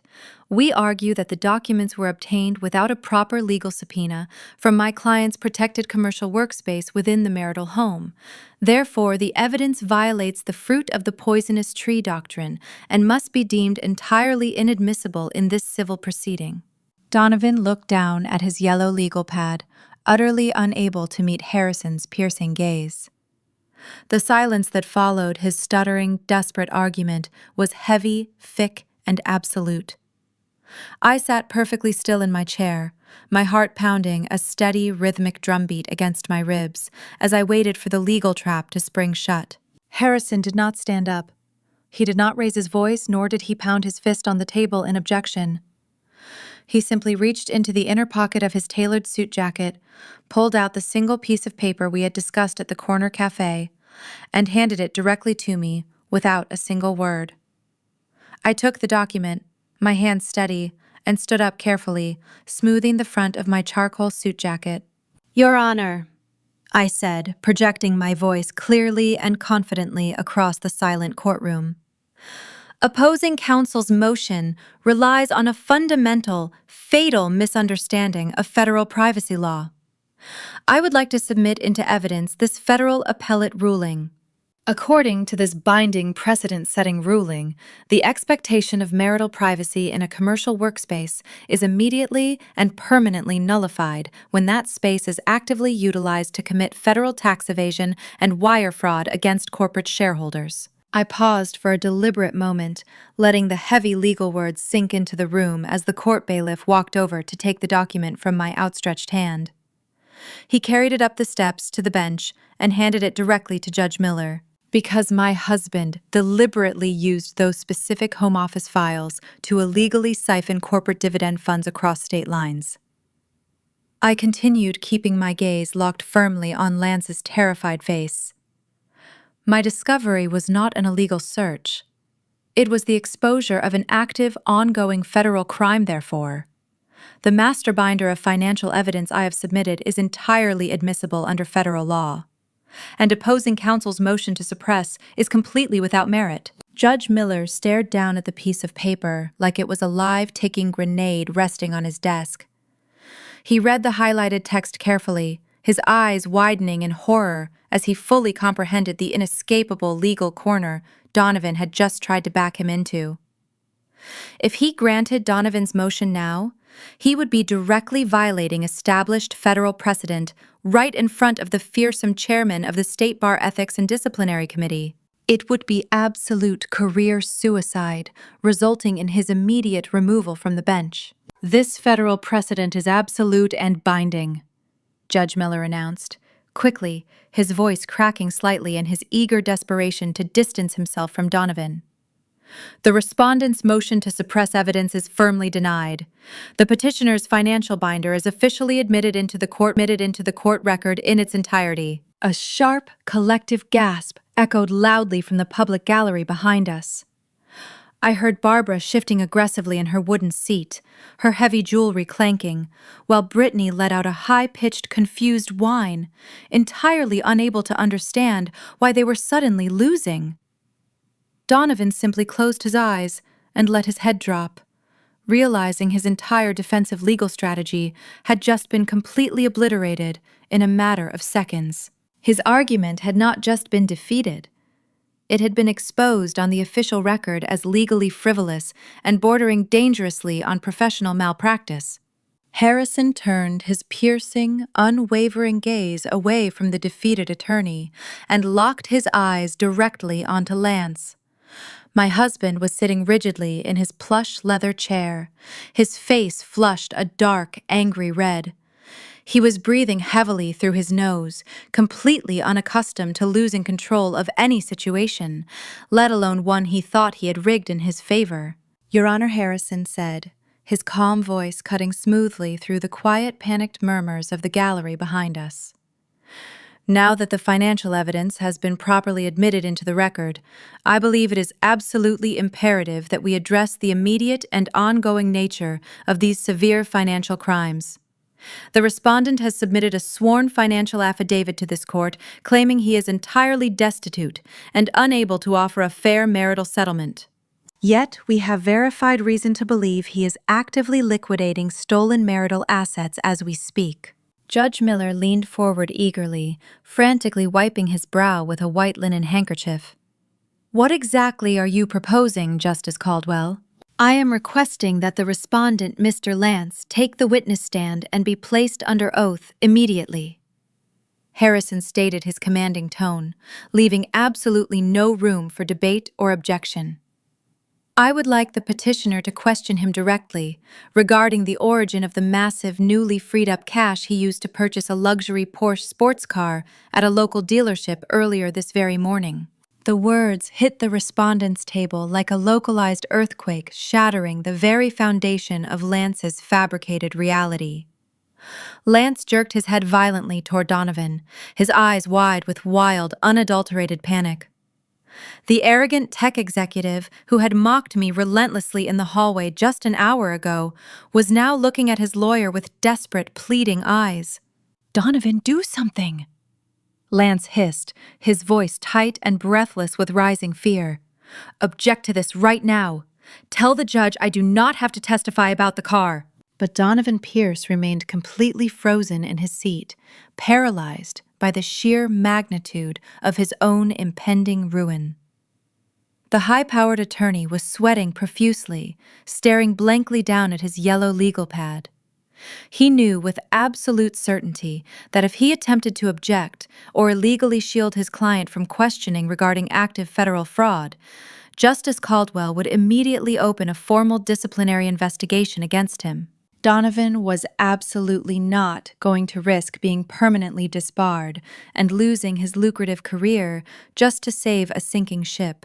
"I highly advise you to take the stand," Lance Donovan whispered harshly, keeping his head bowed and completely abandoning his client to the impending slaughter. "I cannot object to this federal precedent. You are entirely on your own." Lance stared at his lawyer in sheer, horrified disbelief. The absolute, undeniable betrayal shattered whatever remaining shred of confidence he held. He slowly pushed his chair back, his hands visibly trembling uncontrollably as he stood up in the dead, silent courtroom. He walked heavily toward the elevated wooden witness box, his expensive, custom-tailored suit suddenly looking far too big for his shrinking, defeated frame. He raised his shaking right hand and swore under penalty of perjury to tell the absolute truth. He took his seat in the witness box looking utterly terrified as the reality of his trapped situation settled over him. I stood up from the petitioner's table, moving with deliberate, unhurried grace. I walked steadily to the center of the courtroom floor and slowly opened the heavy cover of my color-coded master binder, prepared to deliver the final killing blow. I looked directly at Lance, letting the heavy silence stretch out. He shifted in the witness box, gripping the railing. Sweat gleamed on his forehead. I took a slow breath, feeling calm. For 10 years, I shrank to make room for his ego. Today, I took my power back, Lance. I began, my voice perfectly even. Direct your attention to Section 2 of the binder. Turn to the bank statements marked with red tabs dated 3 weeks prior to your divorce filing. Lance hesitated, throwing a pleading look toward Donovan. Donovan simply stared at his legal pad, paralyzed by Justice Caldwell. Realizing no one would save him, Lance clumsily flipped open the heavy binder. His hands shook so violently the paper rattled. "Do you recognize the routing numbers on those offshore accounts in the Cayman Islands?" I asked. "I am not sure," Lance stammered. "I have many accounts for international business operations. It is hard to keep track without my financial team." "Answer the question directly," Judge Miller barked, eager to appease Harrison. "Do not play games. Do you recognize those offshore accounts?" "Yes," Lance muttered. "They are mine." "Thank you," I said smoothly. "Turn to the next page featuring yellow tabs. You will see the mortgage agreement for a luxury condominium downtown. The exact condominium where your girlfriend resides. Verify the 2 signatures at the bottom." Lance stared at the page, flushing crimson. "The first signature is mine," he mumbled, "and the second signature I pressed. The primary financial guarantor line. Whose name is written there?" He gritted his teeth. "It is your name. And did I sign that document?" I asked, my voice ringing. "Did I agree to guarantee an apartment for your mistress?" Lance breathed heavily like a cornered animal. "No," he whispered. "Speak up," for the court reporter Harrison interjected, his tone mild but firm. "No, you did not sign it," Lance shouted, his temper fraying. "I signed it for you. It was a simple administrative shortcut. I was going to pay it off anyway, so it did not matter whose name was on the dotted line." I nodded, letting his blatant admission of forgery hang in the quiet air. "It matters very much to the federal government when you forge a signature on a bank loan," I corrected him coldly.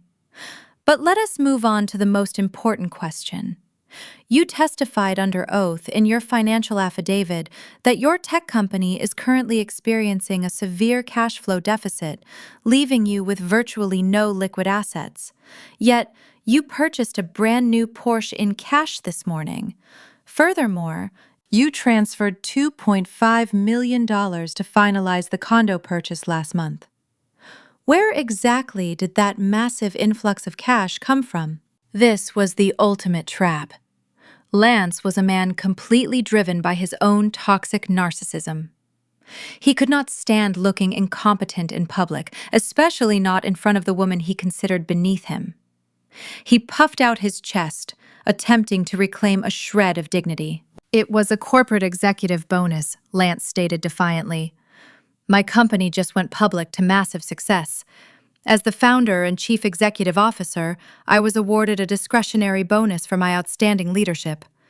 It is my personal money, and it has nothing to do with our marital estate." I felt a cold, satisfying smile spread across my face. He had walked right into the snare. I turned back to my table and picked up a thin blue folder. I handed a copy to the court bailiff to pass up to the judge. "Your Honor," I said, my voice ringing with triumph, "I would like to submit into evidence the official Securities and Exchange Commission filings for my husband's technology company, updated yesterday evening. I have highlighted the specific corporate accounts from which the $2.5 million were withdrawn." I turned back to Lance, locking onto his terrified face. "That money was not an executive bonus, Lance. According to your own federally mandated corporate filings, there were no executive bonuses approved by your board of directors this quarter. The money you used to buy that luxury sports car today, and the money you used to buy that condominium, was transferred directly from the shareholder dividend accounts. You did not earn that money. You siphoned it directly from the pockets of your own investors. You stole it." The courtroom erupted into a chaotic symphony of gasps. In the gallery, Barbara clutched her chest, her jaw dropping in sheer horror. Brittany let out a loud sob, finally realizing the lavish lifestyle she thought she had secured was built entirely on stolen funds. Lance's face contorted into a mask of unadulterated rage. The meticulously maintained facade of the untouchable tech visionary shattered, leaving behind nothing but an arrogant, petulant child throwing a temper tantrum because he had been caught. He gripped the edges of the witness stand, leaning forward so aggressively I thought he might lunge at me. "You owe me that money!" Lance screamed, his voice echoing violently off the dark oak walls, completely losing his mind. I built that company from the ground up. I am the visionary. I am the genius who made it happen. You are just a glorified human calculator. You sit in a boring cubicle and count other people's money because you do not have the talent or the ambition to create anything of your own. You drained the best years of my life with your miserable, barren existence. I took that money because I deserved it. I earned it. It belongs to me, not to some faceless shareholders, and sure as hell not to you. His furious outburst echoed into the stunned silence of the room.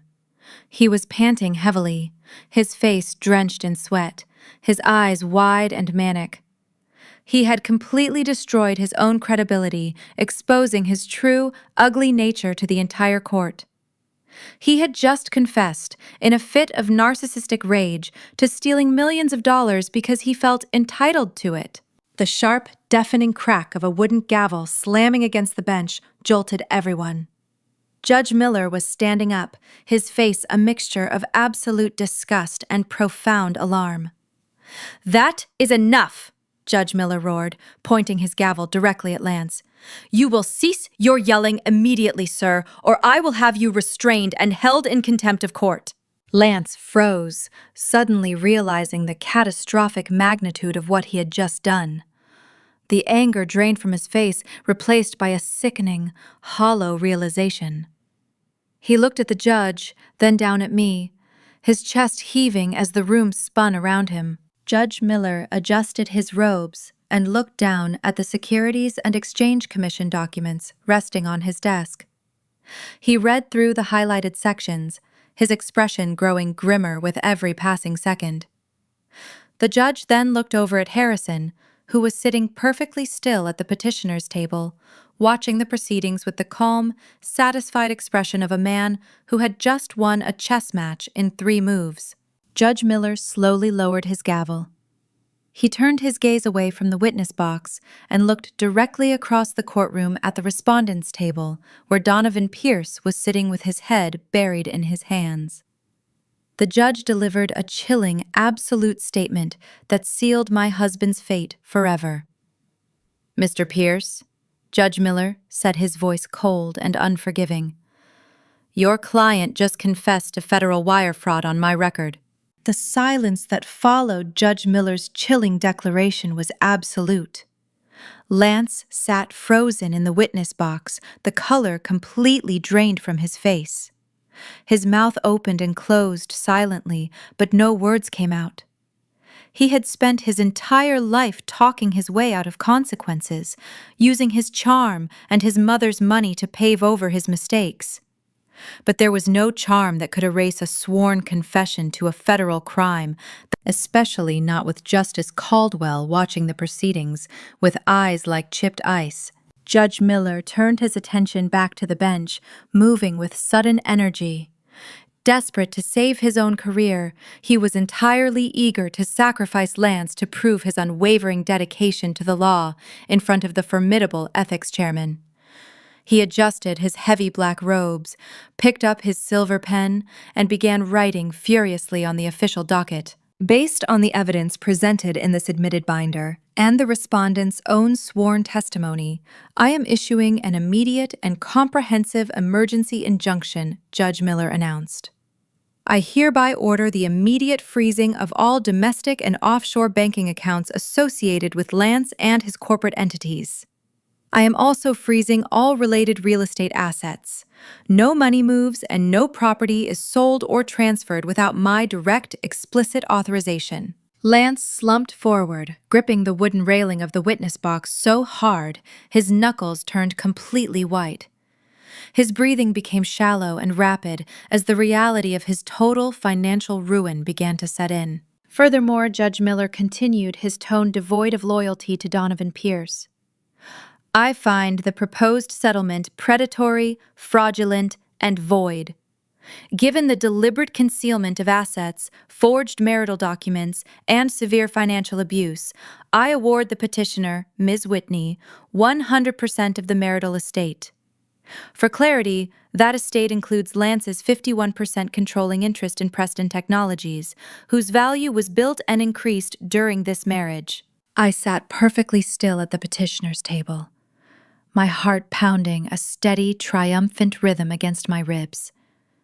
10 years of my life had been drained by this man. Now, in a matter of minutes, everything he had tried to steal from me was being returned, legally and permanently. But Judge Miller was not finished. He looked directly at me, offering a respectful nod before continuing his ruling. In addition to the entire marital estate, the respondent is hereby ordered to pay all of the petitioner's legal fees. Furthermore, due to the egregious and calculated nature of the financial abuse, I am awarding the petitioner maximum punitive damages. The respondent will be stripped of everything he owns to satisfy this judgment. A sharp noise escaped Lance's throat. It was the sound of a man watching his empire burn to the ground. Judge Miller set his pen down and folded his hands. He then turned his gaze toward the court bailiff standing rigidly by the side door. "Bailiff," the judge ordered, his voice ringing with absolute authority. "I want you to take immediate possession of the petitioner's master binder. You will copy every single page, including the authenticated bank records, the offshore routing numbers, and the federal corporate tax filings. You will also pull the official court transcript of the respondent's sworn testimony from this morning." The bailiff stepped forward immediately, walking toward my table to collect the heavy binder. "Once you have compiled those documents," Judge Miller instructed, leaning forward to ensure his commands were perfectly understood by everyone in the room, particularly Justice Caldwell, "you will deliver them directly to the United States Attorney's Office. You will place them personally into the hands of the federal prosecutor assigned to financial crimes. I am officially referring this matter for immediate criminal investigation regarding multiple counts of federal wire fraud, tax evasion, and forgery." Lance let out a loud gasp. He stumbled backward, collapsing hard onto the wooden bench. Prison. The word hung unspoken in the heavy air. He was not just losing his company and his money. He was going to a federal penitentiary. The sheer magnitude of the judge's ruling finally shattered the stunned silence in the public gallery. Barbara, who had been sitting frozen in horror, suddenly erupted. She shot up from her wooden bench, her heavy gold bracelets clanking violently as she pointed a shaking, furious finger directly at Judge Miller. You cannot do this! Barbara screamed, her shrill voice tearing through the solemn atmosphere of the courtroom. "You are stealing my son's money. You are all a bunch of corrupt, incompetent fools. You cannot take everything he owns and give it to this barren gold digger." Her face was mottled with dark red patches of uncontrollable rage. She stomped her expensive heel against the floor, ignoring the shocked gasps of the remaining gallery members. "I will have your job for this!" Barbara shrieked, leaning aggressively over the wooden partition. "I know people in this city. I have powerful friends. I will ruin you. I will ruin all of you." Judge Miller did not even flinch. He picked up his heavy wooden gavel and slammed it down onto the sounding block with a sharp, deafening crack that echoed like a gunshot. "Madam, you are dangerously out of line," Judge Miller roared, his face flushing with matching anger. "You will be silent immediately, or I will hold you in direct contempt of this court." But Barbara was far too accustomed to getting her way. "I will not be silent," she screeched. "That money belongs to the Wilson family. You are committing a crime. I demand you reverse this decision right this second." Judge Miller slammed his gavel down twice more, pointing a rigid finger at the wealthy matriarch. "That is enough. I find you in direct contempt of court," the judge bellowed. "Bailiffs, remove that woman from my courtroom immediately. Place her in a holding cell to cool off." Two heavily armed court security officers instantly lunged forward. They grabbed Barbara by her arms, halting her chaotic advance. For a split second, she looked utterly bewildered. Then, her bewilderment turned into wild, thrashing panic. "Take your hands off me!" Barbara shrieked, struggling violently against their firm grip. "Do you know who I am? Let go of me! My coat costs more than you make in a year!" The security guards completely ignored her protests. They forcefully dragged her backward down the center aisle. Her designer heels scuffed awkwardly against the polished marble floor, and her fur coat slipped half off her shoulders, leaving her looking completely humiliated. She kicked and screamed the entire way, her shrill voice echoing even after the heavy oak doors swung shut behind her. The heavy thud of the gavel signaled the absolute end. Lance pushed himself up from the witness box, looking like a hollow shell of a man. He stumbled down the wooden steps and walked unsteadily toward the respondent's table. He was entirely destitute. He looked at Donovan Pierce, who was calmly and methodically packing his legal pads and silver pens into his sleek, expensive leather briefcase. Donovan Lance pleaded, his voice cracking with rising hysteria. "You have to fix this! You have to file an immediate appeal. Call the judge right now. You said we had this in the bag. We cannot lose." Donovan finally snapped the heavy golden latches of his briefcase shut. He looked Lance directly and coldly in the eyes. "You are on your own. I am not losing my license for you," and walks out. The heavy oak doors swung shut behind the retreating attorney. Lance stood completely frozen.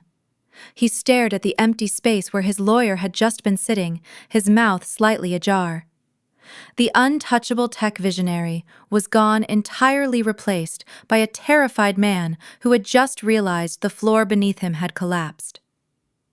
I did not feel pity for him. I simply felt an overwhelming sense of closure. Harrison tapped his wooden cane against the polished floor, drawing my attention. "We have accomplished what we came here to do, Whitney," he said. "It is time to leave him to his consequences." I nodded, picking up my master binder. Its weight felt entirely different now. It was the instrument of my liberation. We walked slowly down the center aisle, leaving Lance standing alone. The air in the hallway outside was loud and chaotic, but as we stepped through the heavy doors, a sudden sharp voice cut through the ambient noise. Are you out of your mind? Brittany shrieked. Her shrill voice instantly drew the attention of many bystanders. She stood a few feet away, her hands balled into tight fists. Lance stumbled out of the courtroom right behind us, pale and disoriented. He reached out toward her, but she aggressively swatted his hand away. "Do not touch me!" Brittany screamed. "I just talked to Barbara. She told me the judge froze everything. She said you confessed to a federal crime and the judge is sending your file to the prosecutor. Is that true, Lance?" Lance looked frantically around the hallway, noting the onlookers who had stopped to watch. "Keep your voice down, Brittany," he pleaded in a desperate whisper. "I can fix this. I just need to call my board of directors. I still have leverage." "You have absolutely nothing," Brittany yelled, ignoring his plea. "Your mother is in a holding cell, and your lawyer just ran out. You told me we were going to be rich. You promised me the condo was paid for and that the Porsche was mine. You said your wife would walk away with a tiny settlement. Now the judge says the money belongs to her and you stole it." Lance stepped forward, trying to grab her arm. "Baby, please, you have to listen to me," he begged. "We can fly out of the country tonight before any federal charges are filed. I have friends who can help us disappear." Brittany let out a loud, bitter laugh. "Fly out of the country on what money, Lance? All your accounts are frozen. You cannot even buy a plane ticket. You are a fraud. I am not going to federal prison with you, and I am not staying with a broke criminal." She ripped her arm away from him. "We are completely done, Lance. Do not ever contact me again." She turned on her heels and stormed down the corridor, leaving him humiliated in front of the entire courthouse. Lance watched her walk away, his shoulders slumping as the final pillar of his life crumbled. The crowd in the hallway was openly staring. He slowly turned his head and saw me standing near the elevator bank with Harrison. The arrogant smirk had vanished entirely. He looked at me with wild, desperate eyes. He took a stumbling step forward until he was practically running toward us. "Whitney, wait!" Lance shouted, his voice cracking with panic. He closed the distance between us and completely collapsed. He fell hard onto his knees on the cold marble floor directly in front of me. He grabbed the hem of my charcoal suit skirt, holding onto the fabric like a drowning man clutching a life preserver. "Whitney, please, you have to help me," Lance sobbed. Actual tears were streaming down his face, ruining his carefully maintained image. "I am so sorry. I never should have treated you that way. Please, I am begging you. You have to go back inside and tell the judge you made a mistake. Tell him the binder is full of errors. You are a brilliant auditor, Whitney. You can easily convince them the numbers were wrong. If you do not withdraw that evidence, I am going to federal prison. I will not survive in a place like that." I looked down at the man kneeling at my feet. For a decade, this man had systematically dismantled my self-esteem. He had mocked my career and flaunted his infidelity in my face while trying to leave me destitute. Now, stripped of his lawyer, his mistress, his company, and his pride, he was begging the woman he had abused to save his life. I did not pull my skirt away from his grasp. I did not yell at him. The rage had burned itself out completely, leaving behind nothing but a profound, icy calm. I looked down into his red, weeping eyes and spoke with absolute steady clarity. "I am an auditor, Lance," I said, my voice carrying clearly through the silent hallway. "I do not create the numbers, and I do not erase them. I just balance the books, and your debt is past due." I peeled his trembling fingers off my skirt. His hands fell limply to his sides, and he slumped forward, resting his forehead against the cold floor. He let out a long wail that sounded like a wounded animal. I turned to Harrison, who offered a respectful nod. We turned our backs on the broken man and began walking toward the large glass doors at the end of the corridor. As we walked away, the heavy sound of marching boots approached. I glanced over my shoulder and saw 2 uniformed police officers walking briskly down the hallway. They bypassed the crowd of onlookers and walked directly toward Lance, who was still weeping uncontrollably. I paused, watching the scene unfold from afar. "Lance Preston," one of the officers demanded, his voice loud and authoritative.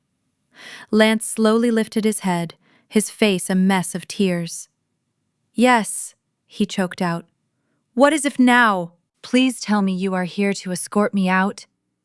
The officers exchanged a professional look before stepping closer. "Mr. Preston, please stand up and place your hands behind your back," the taller officer instructed, reaching to unclip heavy silver handcuffs from his duty belt. "You are under official arrest." Lance stared at them in utter bewilderment. "Arrest?" he stammered, struggling to stand on shaking legs. "But the judge just referred the fraud case 10 minutes ago."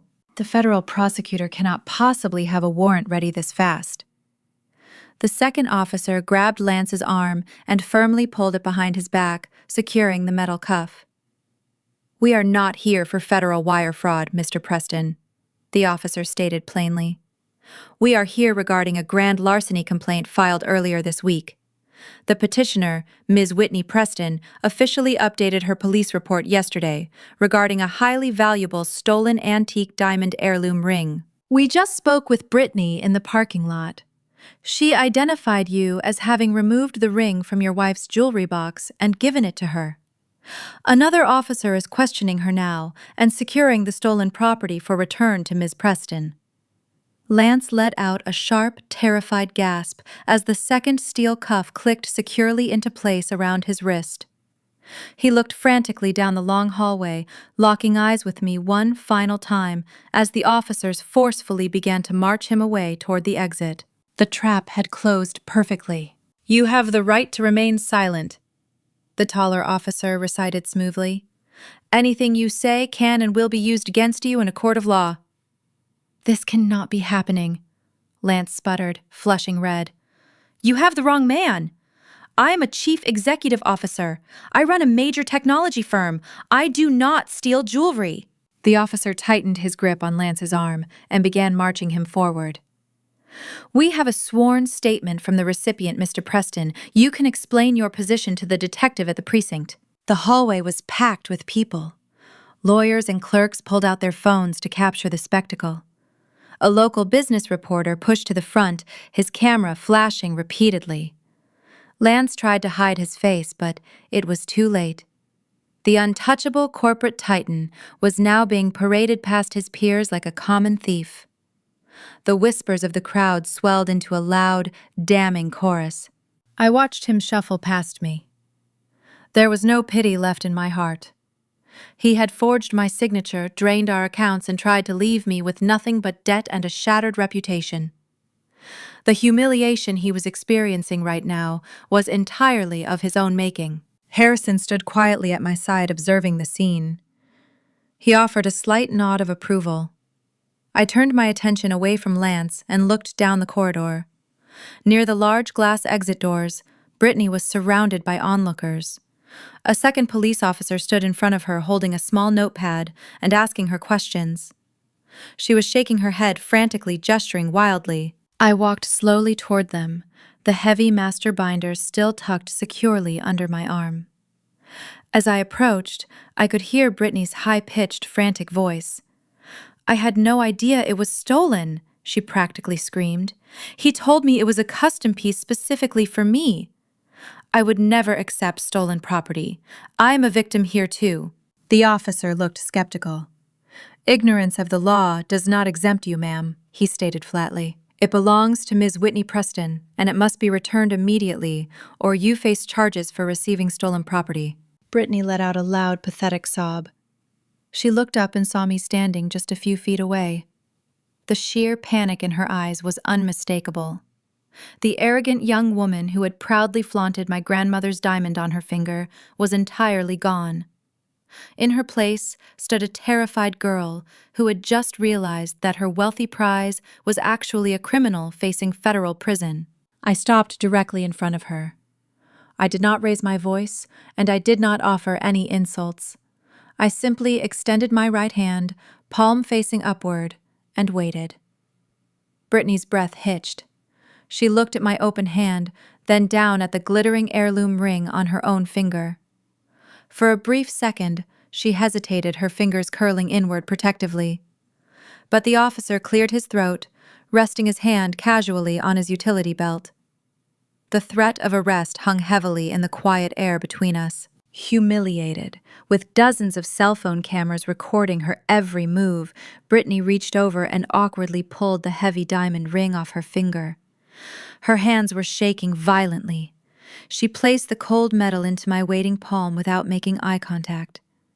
I closed my fingers around the ring, feeling my grandmother's legacy safely returned. "Thank you," I said, my voice smooth and perfectly controlled.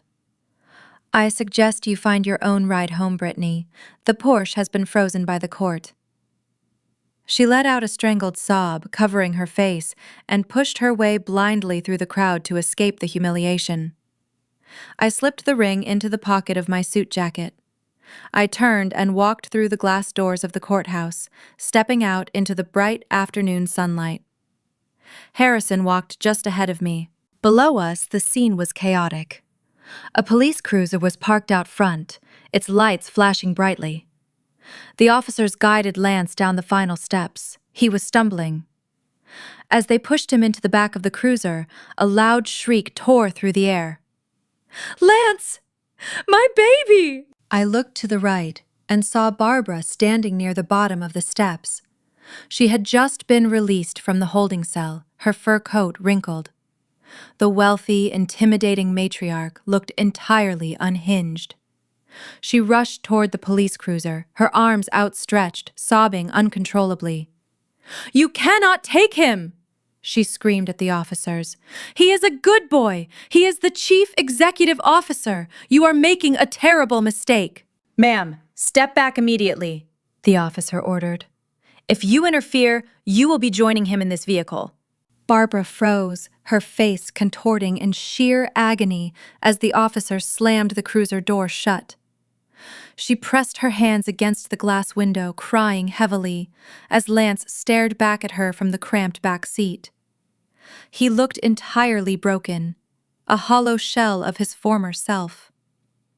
The police cruiser pulled away from the curb, its siren wailing briefly to clear the intersection. Barbara collapsed onto the bottom step of the courthouse, sobbing, completely abandoned and disgraced. I watched the cruiser disappear around the corner. I was finally and completely free. Harrison paused at the bottom of the steps, waiting for me to catch up. A sleek, perfectly polished black town car pulled up directly to the curb, its driver stepping out to open the rear door for us. "Shall we?"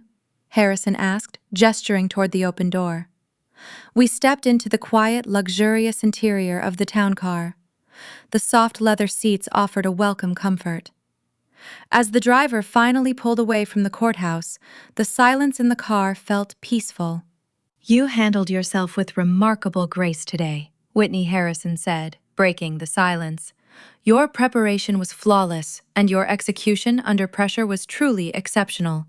It has been a long time since I have seen an audit weaponized with such precision." "Thank you, Justice Caldwell," I replied, clutching my binder, resting on my lap. "I could not have done it without your guidance." Harrison chuckled softly and reached inside his suit jacket. He handed me an embossed business card from a prestigious international forensic accounting firm in New York. He removed a sealed cream envelope and placed it beneath the card. "I have known their managing directors for years," he explained. "Their corporate fraud division needs a senior partner, and this morning I sent them your resume, public case history, and a detailed summary of today's work. They verified your credentials during the hearing." I stared at the envelope. "You arranged an interview today." "Something better," Harrison replied. "The firm's executive committee authorized a conditional partnership offer, subject only to a background review and your acceptance. They need someone committed to the truth, and your audit demonstrated that quality." I broke the seal carefully. My hands tightened around the heavy paper. Inside was an offer letter listing the senior partner title, a starting date, and a compensation package that stole my breath. It was the kind of opportunity I thought would take decades to earn. "They expect your call on Monday," Harrison continued. "I told them the best auditor I know is now available to work somewhere worthy of her." I looked down at the business card and the opened offer letter resting in my lap, the gold lettering catching the afternoon sunlight filtering through the tinted windows of the town car. Senior partner. The title felt immense, carrying the weight of validation I had spent a decade desperately seeking from people who were never going to give it to me. Harrison smiled knowingly and turned his attention to the window as the driver navigated the busy downtown streets. The ride back to the financial district was quiet, giving me time to process the monumental shift in my reality. For so long, I had been shrinking myself to fit into rooms that were simply too small for me. I had let Lance dictate my self-worth at home, and I had let my current employer dictate my professional value at work. But the woman who had walked into that courthouse this morning was not the same woman returning to the office. I slipped the business card into my pocket and secured the offer letter inside my briefcase. When the town car pulled up to the gray, towering office building of my current auditing firm, I thanked Harrison and stepped out onto the pavement. The air felt crisper now. I walked through the revolving glass doors and took the elevator up to the 14th floor. The familiar hum of ringing phones and clacking keyboards greeted me. The drab beige walls and narrow cubicles felt suffocating, a stark reminder of the mediocrity I had settled for. I walked past the junior accountants who did not even look up from their spreadsheets. I was making my way toward my small, windowless cubicle when a sharp, irritated voice cut through the ambient noise of the floor. "Whitney, my office right now." It was Greg, the senior managing partner. He stood in the doorway of his corner office, holding a stack of disorganized files, his face flushed with his permanent state of manufactured urgency. Greg was the man who had passed me over for promotion 3 years in a row. He had repeatedly told me I was a competent number cruncher, but completely lacked the killer instinct necessary to handle high-stakes corporate clients. I did not rush. I walked at an even, deliberate pace, keeping my posture perfectly straight. I stepped into his office, and before I could even take a seat, he tossed a thick, chaotic file onto his mahogany desk. "I need the preliminary risk assessment on the Peterson account finished by midnight tonight," Greg demanded, not bothering to look at me. "The client is breathing down my neck and the data they sent over is a complete mess. You are going to have to manually reconcile the last 4 quarters." I looked at the file, then back at Greg. The Peterson account was a low-level, tedious assignment that typically went to first-year associates. It was grunt work, pure and simple. Greg finally looked up, his eyes narrowing as he took in my charcoal suit and calm demeanor. "And let me make something perfectly clear, Whitney," he continued, his tone turning aggressive and patronizing. "I know you had some personal legal drama to deal with this morning, but I am running a business here. I cannot have your messy divorce interfering with my bottom line. If you cannot manage to balance your personal life and deliver this report by midnight, we are going to have a very serious conversation about your future at this firm. You have been coasting for months. If you want to keep your job, you need to show me some actual dedication." He leaned back in his leather chair, crossing his arms, fully expecting me to apologize.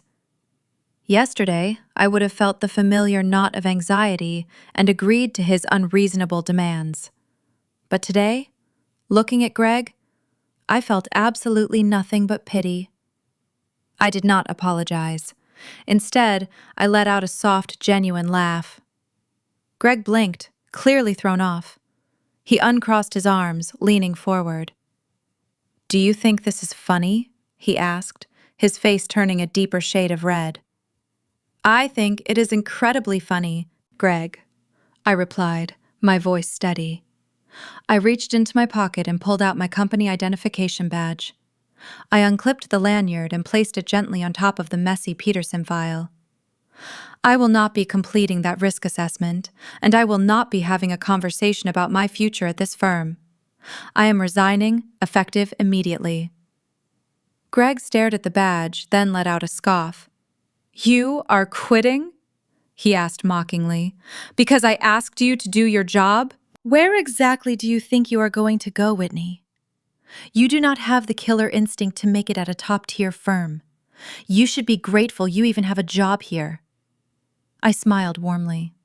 I reached into my jacket pocket and pulled out the thick, embossed envelope Harrison Caldwell had handed me. I pulled out the official offer letter from the prestigious New York firm and placed it right next to my discarded badge.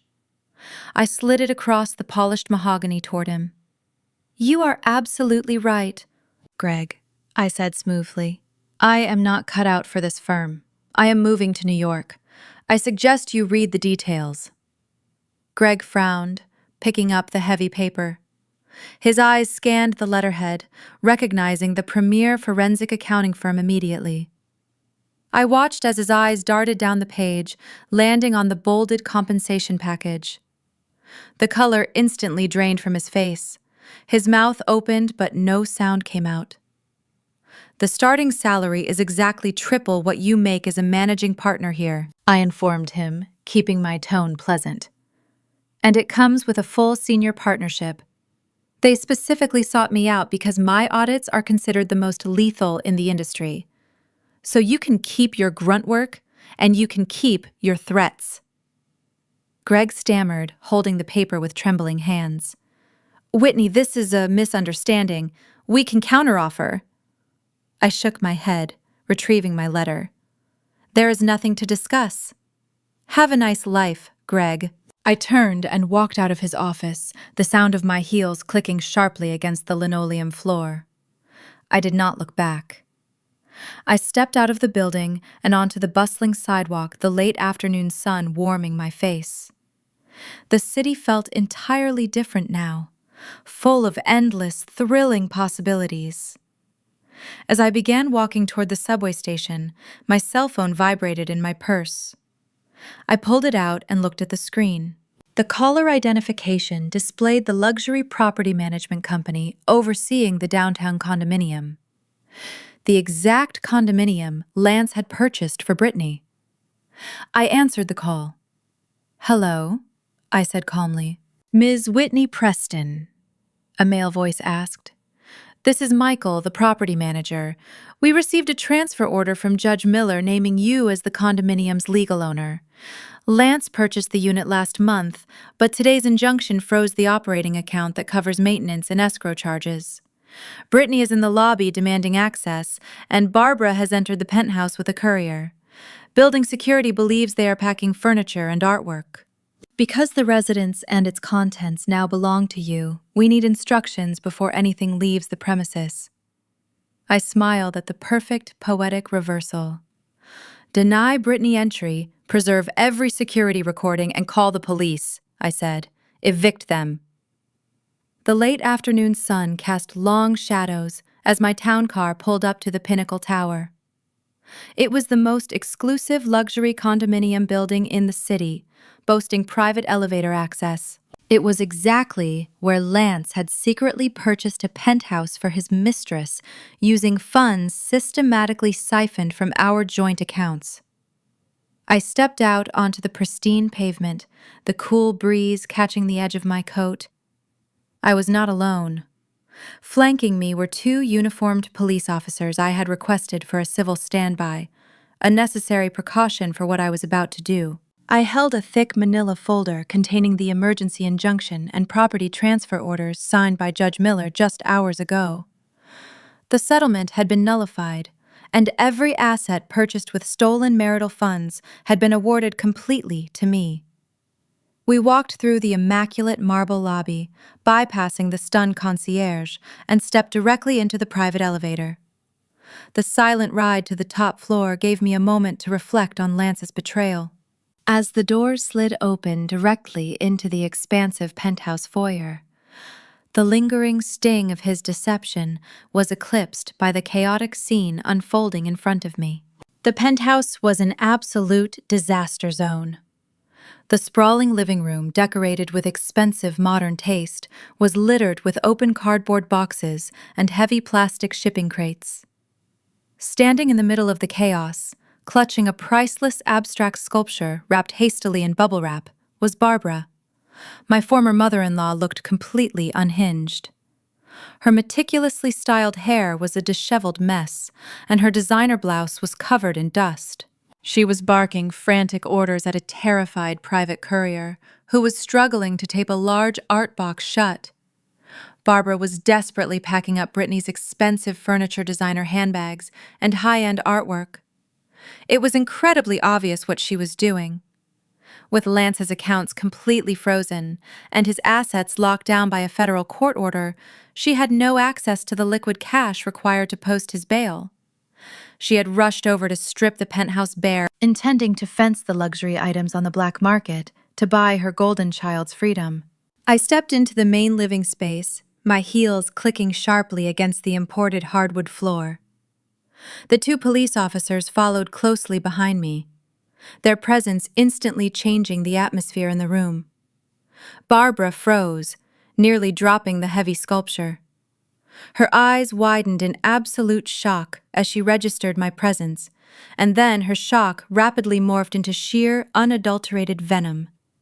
"What are you doing here?" she shrieked, her voice echoing off the high ceilings. "You have absolutely no right to be in this building. Get out before I call security and have you arrested for trespassing." She practically threw the wrapped sculpture onto a nearby velvet sofa and marched aggressively toward me, her arms flailing wildly. You have done enough damage for one day, Whitney. You put my son in a police cruiser. You froze our family money. Now you are trying to harass me while I try to save his life? I need this art. I need this furniture. It belongs to my son, and I am selling it to pay his bail. She stepped directly into my path, physically blocking me from moving any further into the condominium. She planted her feet and crossed her arms, her face flushed dark red with desperation and rage. "You are not taking another step," she snarled, spit flying from her lips. "This is Lance's property. He bought it and he furnished it. You have already ruined his company and his marriage. I will not let you take the last thing he has left. Turn around and get back in that elevator right now." Her hostility was palpable. A desperate animal fighting for survival she did not deserve. In the past, her aggressive intimidation tactics would have sent me retreating. I would have backed down, apologized, and let her bulldoze her way through my boundaries just to keep the peace. But the woman who used to cower before Barbara Preston was completely gone. I did not flinch, and I did not take a single step backward. I did not raise my voice, and I did not engage in her hysterical screaming match. Instead, I calmly turned to the taller of the two police officers standing at my side. I opened my manila folder and extracted the heavy court order bearing the official seal of the state court. "Officer," I said smoothly, handing him the document, "this is an emergency property transfer and injunction signed by Judge Miller this morning. It explicitly awards this specific property and all of its contents entirely to me. It also strictly forbids the removal, sale, or transfer of any items currently inside this residence." The officer took the document, his eyes scanning the bold legal text and the judge's signature. He nodded respectfully, understanding the situation immediately. He then stepped smoothly around me, placing himself directly between Barbara and myself. "Ma'am," the officer said, his voice carrying the deep, unwavering authority of the law, "you need to step back right now. The property you are attempting to pack up does not belong to your son, and it certainly does not belong to you.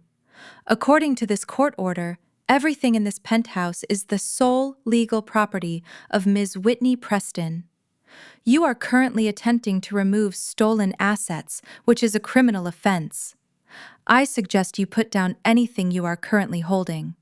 Barbara stared at him, her jaw dropping open in utter disbelief. She looked from the officer to the legal document in his hand, and then back to me. The reality of her total defeat was finally crashing down upon her. "You cannot do this," she whimpered, her voice cracking as the fight completely drained out of her. "He is my son. He is sitting in a jail cell. I need to get him out. Please, Whitney, you cannot take this from us too." I looked at her without a single ounce of pity. "You took from me for 10 years, Barbara," I said, my voice cold and absolute. "You enabled his abuse. You covered up his lies, and you sat in a courtroom today and demanded a judge leave me with absolutely nothing. You do not get to ask me for mercy now." I turned back to the officers. "I want her removed from my property immediately." The officers did not hesitate. The second officer stepped forward, grabbing Barbara firmly by her upper arm. "Let us go, ma'am," he instructed, guiding her forcefully toward the elevator doors. "You are leaving the premises right now. If you return to this building, you will be arrested for trespassing and attempted theft." Barbara let out a wailing sob, slumping her shoulders as the officers marched her away. The courier scrambled out the service elevator, leaving me entirely alone. A professional locksmith arrived minutes later, completely replacing the electronic access panels and physical deadbolts. Securing my absolute control, I walked across the massive living room, ignoring Brittany's packed boxes. I pushed open the glass doors, stepping onto the expansive balcony. Breathing in the cool, clean air, I looked out over the glittering city skyline. I was finally completely free from the relentless torment he inflicted. Smiling quietly to myself, I reached into my coat pocket and pulled out my cell phone. It was finally time to directly contact Lance's corporate shareholders. 2 days after making that call, the atmosphere inside the executive boardroom at Preston Technologies was incredibly tense. An emergency shareholder meeting had been called the moment news of Lance's arrest leaked to the press. The long table was surrounded by the company's board of directors, investors who absolutely did not tolerate scandal. At the head of the table stood Lance. He was currently out on bail, wearing a sharp designer suit that desperately attempted to project his usual aura of untouchable authority. However, the dark circles under his wild eyes and the slight tremor in his hands betrayed his deep exhaustion. "Gentlemen, I assure you that the rumors circulating in the media are entirely overblown," Lance said smoothly, his voice dripping with practiced charm. "A disgruntled former employee acting out of spite after being rightfully terminated managed to manipulate our internal accounting software. This rogue individual temporarily transferred funds to unauthorized offshore accounts to frame me for corporate embezzlement. The funds are being recovered as we speak, and my legal team is actively handling the false police report. I ask you for your continued faith as we navigate this distraction." The board members exchanged uncertain glances, murmuring quietly among themselves. Lance offered a reassuring smile, foolishly believing he had successfully contained the immense damage. He reached for his glass of iced water, taking a triumphant sip. But his moment of perceived victory was shattered completely by the sound of the heavy double doors at the back of the boardroom swinging open. I stepped across the threshold and the thick carpet silencing my confident strides. I wore a tailored navy blue suit, my posture perfectly straight, carrying a heavy leather briefcase. The board members looked thoroughly confused by the sudden intrusion, but Lance dropped his water glass instantly. It shattered loudly against the polished mahogany table, cold water pooling around his expensive leather shoes. "What are you doing here?" Lance demanded, his voice cracking loudly, completely losing his carefully composed facade. "Security. Someone get security in here immediately. She does not belong in this building." I ignored his frantic shouting and walked calmly toward the empty chair directly opposite him at the far end of the long table. I placed my briefcase down with a soft, authoritative thud. "I have every right to be in this building, Lance," I stated, my voice carrying clearly across the silent room. I opened my briefcase and retrieved a stack of freshly printed legal documents bearing the official seal of the federal court. I handed the first copy to the chairman of the board sitting to my right. At the hearing 2 days ago, the presiding judge nullified Lance's fraudulent settlement proposal due to massive, undeniable financial fraud. In the revised distribution of marital assets, the court awarded me full ownership of all property purchased with stolen funds. Furthermore, the court awarded me total control of the marital estate to satisfy the immense debt you owe me. That includes your entire 51% controlling shareholder stake in this very company. I am not a guest here today. I am the majority owner." A stunned silence washed over the boardroom as the directors scrambled to read the legal decree. Lance grabbed the edge of the table, his face draining of all color until he looked ghostly. "You cannot do this," he gasped, his chest heaving as sheer panic set in. "You do not know anything about running a technology firm. You will destroy everything I have built over the past decade." I looked at him with absolute, unwavering focus.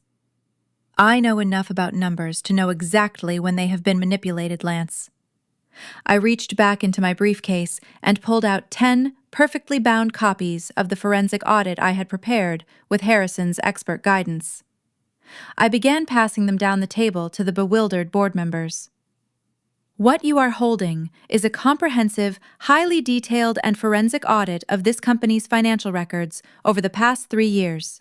It completely contradicts the fairy tale your former chief executive officer just spun for you." The money was systematically siphoned by Lance himself, using forged vendor invoices and elaborate shell companies registered in the Caribbean. He deliberately used shareholder capital to purchase luxury real estate, expensive artwork, and extremely expensive vehicles for his young mistress. The proof is irrefutable, completely documented with bank statements, and is already in the hands of the federal prosecutor. The sound of pages flipping rapidly filled the quiet room as the investors scrutinized the damning evidence. The color rose furiously in the chairman's face as he read the summarized findings and saw the undeniable paper trail. "This is an absolute outrage," the chairman bellowed, slamming his hand down hard on the table. "You have been stealing our investment capital to fund your personal infidelity and your lavish lifestyle?" Lance threw his hands up in a desperate, pleading gesture. "No, you have to listen to me," he begged, looking frantically around the room, at the men who had once worshipped his bold business moves. "She is lying to you. She fabricated these documents because she is a bitter, jealous former wife trying to ruin me. I am the true visionary here. You need me to secure the next round of venture capital funding. If you listen to her lies, the company's stock will completely plummet." "Your stock is already plummeting because you are facing federal prison," I interrupted coldly, my voice cutting through his hysterical rambling. "Your presence here is the greatest liability this company possesses." I turned my attention away from his pathetic display and addressed the angry board directly. "As the majority shareholder, I am formally initiating an immediate corporate vote. I move to terminate Lance Preston from his position as Chief Executive Officer, effective immediately. Furthermore, based on the documented evidence of extreme financial misconduct, blatant embezzlement, and severe breach of fiduciary duty, this termination will be strictly for cause. This specific designation immediately strips him of his massive $1 million executive severance package and permanently voids all of his unvested stock options." Lance let out a strangled, breathless cry, stumbling backward away from the wooden podium.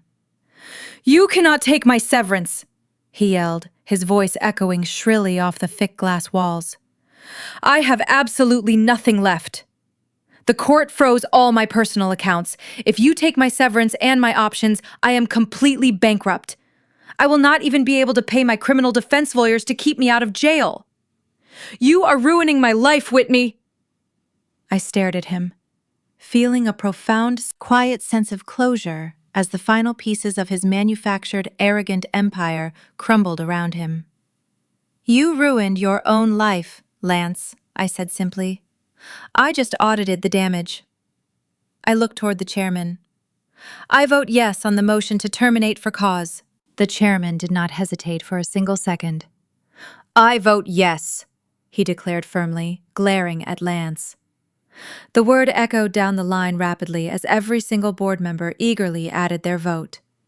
It was completely unanimous. The founder was entirely excised from his creation. The chairman pressed a silver button. "We need security, now," he instructed. Moments later, 3 guards marched toward Lance. "Sir, we need your badge, laptop, and keys." Lance wept quietly, his shoulders slumped in defeat. As they escorted him out, the door shut. I looked out the window at the city below. I was in total control of my financial destiny. The transition to my empty marital home felt surreal. The sprawling house now felt like nothing more than a hollow shell. I walked through the closet holding a single moving box. I had no intention of taking much. The shelves were lined with expensive designer handbags, leather shoes, and velvet jewelry boxes. They were all gifts from Lance. Every single item had been a calculated purchase, a shiny distraction meant to keep me quiet, compliant, and completely oblivious to his massive betrayals. I reached out and ran my fingers over the smooth leather of a Birkin bag I had received for our 5th anniversary. I remembered the smile on his face when he handed it to me, a smile I now knew was purchased with stolen shareholder capital. I did not feel a single ounce of attachment to any of it. I left the handbags exactly where they were. I left the diamond tennis bracelets and the platinum watches sitting in their velvet displays. They were nothing but heavy chains of a toxic materialism I was finally shedding. Instead, I carefully packed a small faded photograph of my grandmother, the worn quilt she had knitted for my college graduation, and my favorite coffee mug. I added a few practical business suits and my essential audit manuals. Everything else, the entire fabricated life of Whitney Preston, the dutiful corporate wife, would be left behind for the estate liquidators to inventory and sell. I taped the single box shut, the sharp sound of the adhesive echoing through the empty room. I walked out the front door, leaving the keys on the granite entryway console, and I never looked back once. The airport was bustling when my car pulled up to the curb. The sky was a brilliant blue, perfectly matching the profound clarity I felt. A sky cab took my luggage, leaving me carrying only my briefcase. Near the terminal entrance, I saw a familiar figure. Harrison Caldwell stood tall, holding 2 cups of coffee. He smiled as I approached, extending a cup. I took the beverage, touched that he had navigated the chaotic traffic just to see me off. We found a quiet spot overlooking the runways. "You pack remarkably light for a woman moving across the country." Harrison noted, his sharp eyes glancing at my briefcase. I told him I was leaving the heavy baggage where it belonged. He chuckled softly, a deep, rich sound that had become a source of immense comfort over the past few chaotic days. "You possess a truly rare kind of resilience, Whitney," Harrison said, his tone turning serious and reflective.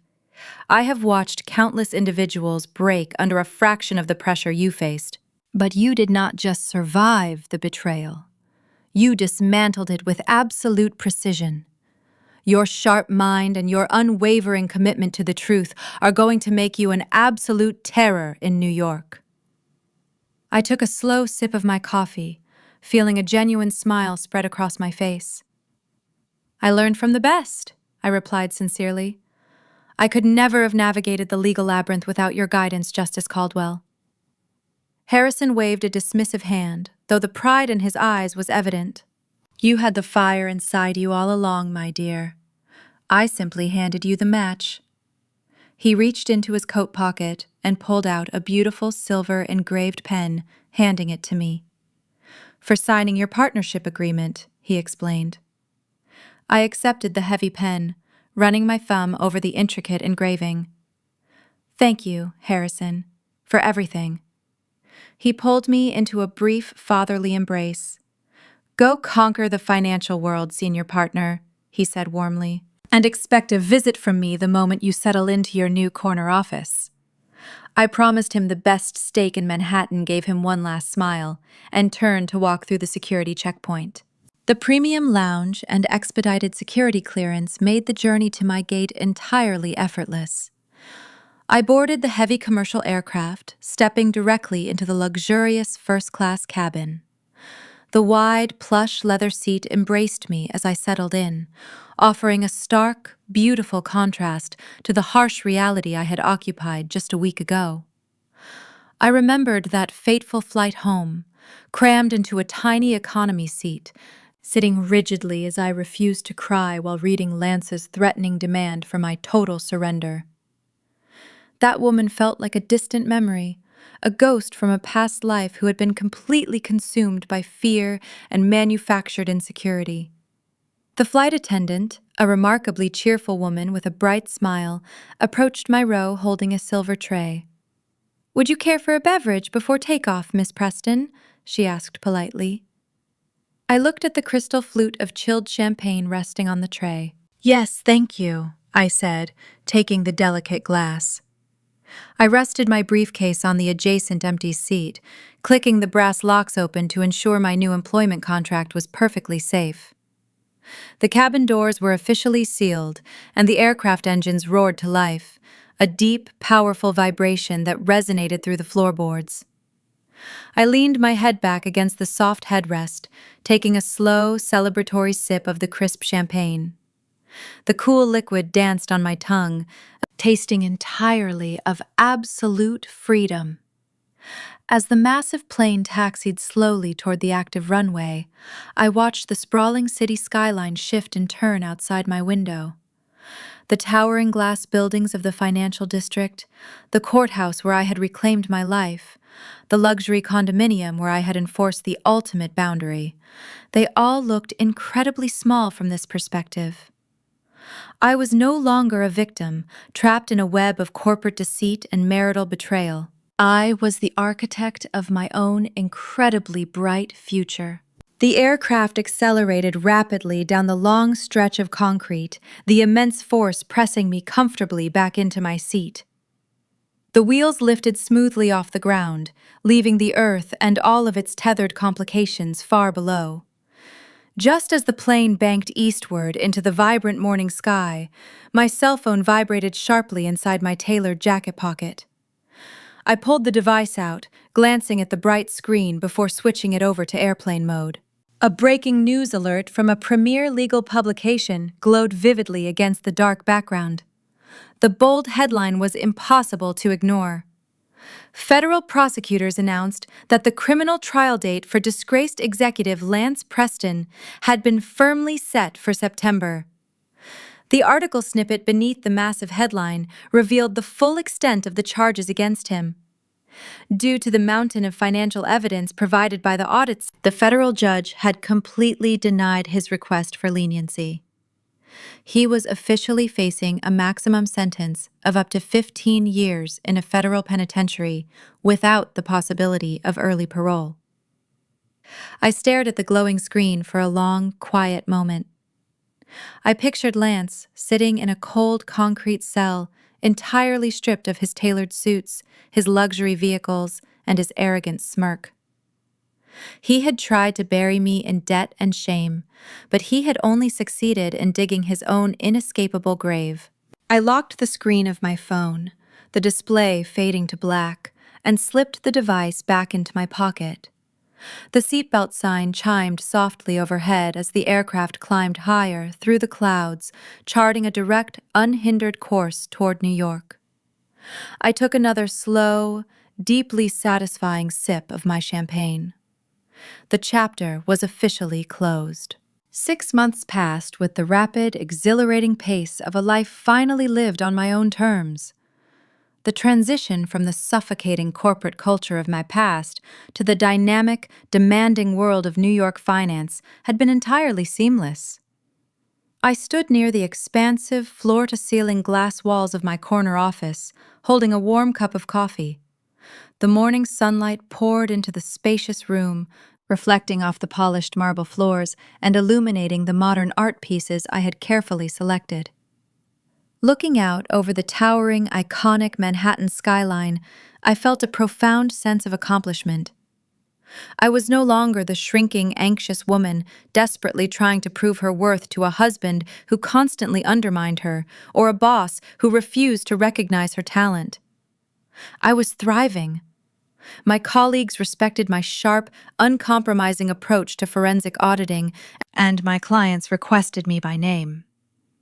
I was entirely self-made, having rebuilt my shattered reality into an empire of my own design.